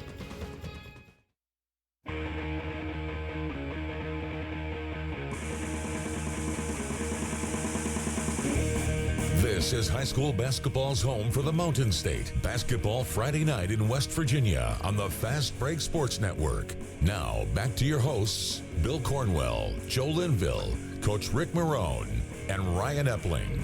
It is 11:50 on this Basketball Friday Night in West Virginia. Ryan Epling, Rick Morrone, Bill Cornwell with you at the desk. Joe Linville back in studio with us, behind the scenes now. Lurking. Yes, and we'll talk with Rick Kozlowski of the Martinsburg Journal in just a moment. But right now, it is time to get our poll question. We go over to Landon Mitchell. Thanks, guys. The last week's question was, now that you have seen the proposed four-class sectional and regional alignments, has your opinion changed on the four-class system? 56% of you said no, while 44% of you said yes. This week's question is, should homeschooled kids be able to play for the public school in the district they live in? Go to basketballnight.com to cast your vote. Thank you very much, Landon. And that's a question in regards to the so-called Tim Tebow bill, which is back in the West Virginia legislature, and set to be, I think it gets a floor reading on Monday. It was up last year and didn't get very far. Right. And I'm sure that the SSAC will have something to say about it as we get going if it starts showing some progress in the legislature, because I know they were pretty outspoken against it last year. It's difficult enough to enforce things as the way they are. Yeah. With let's face it, some school shopping and things of that nature, and it just I like basketball. And I like the pureness of high school sports, and it's just really it's difficult to kind of chew on that sometimes. But right now, it is cause time here on Basketball Friday Night in West Virginia.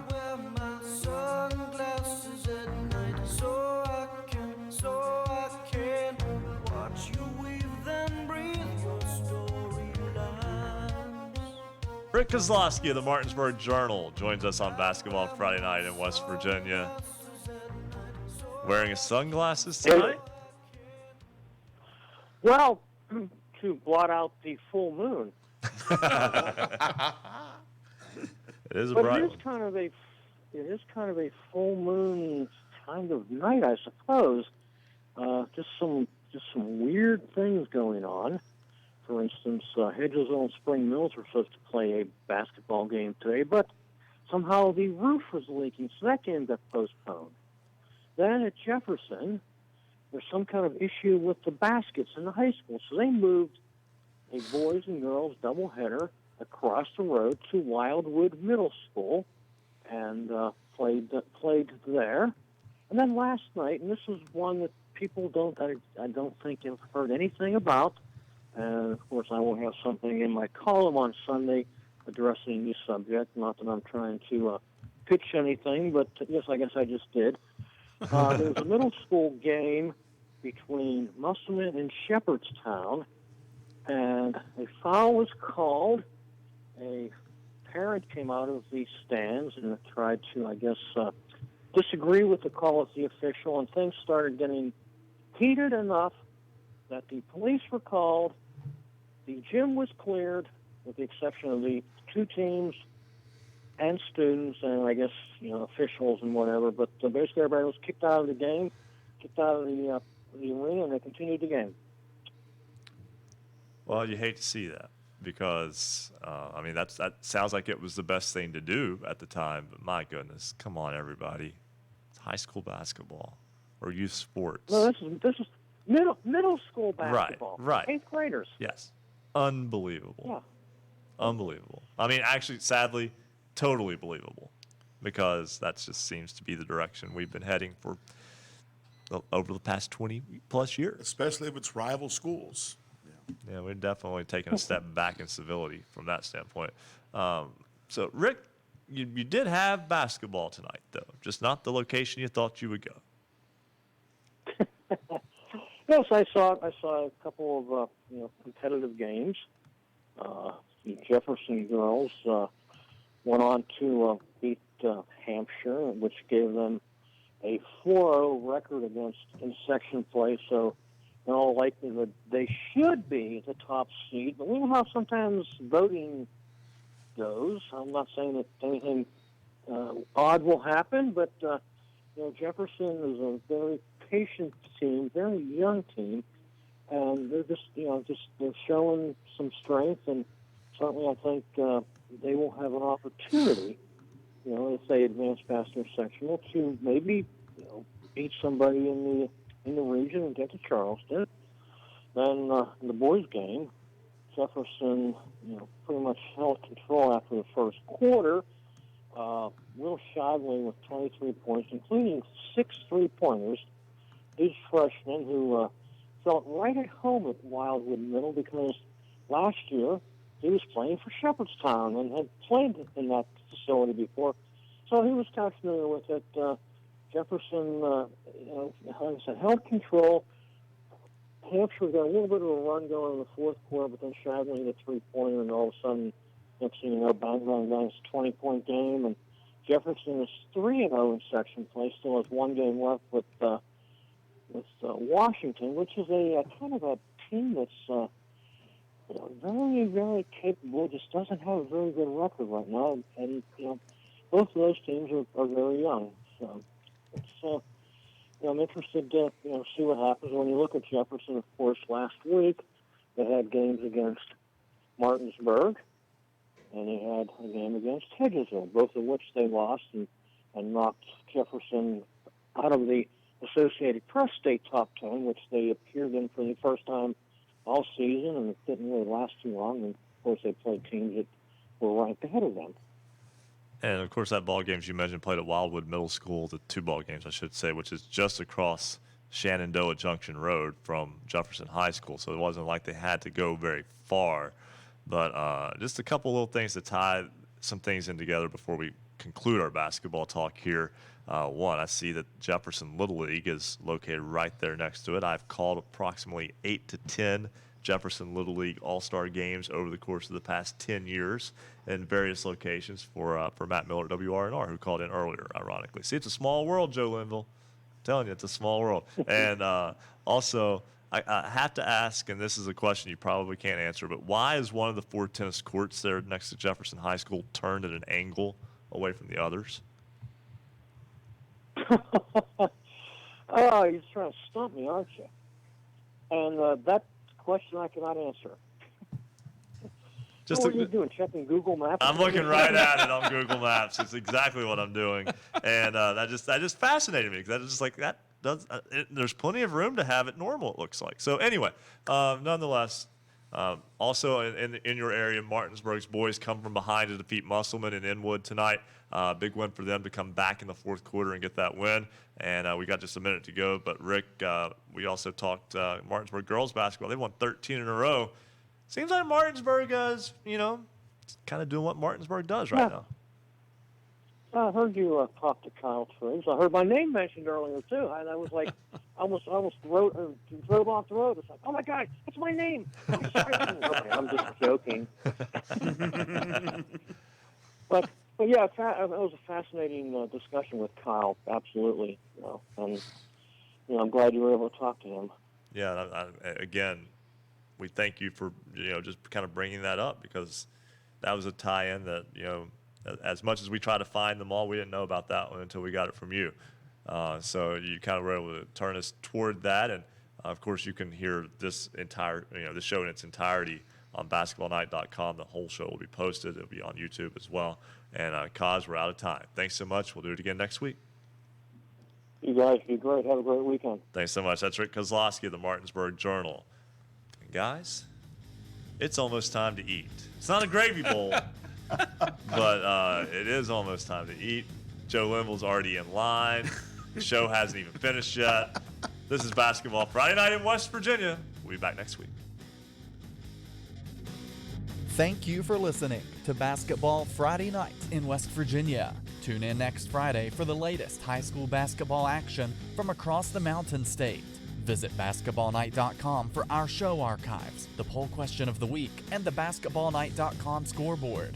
Until next time, have a great weekend, and thank you for listening to Basketball Friday Night in West Virginia. The preceding broadcast was a presentation of the Fast Break Sports Network. Copyright 2020. All rights reserved.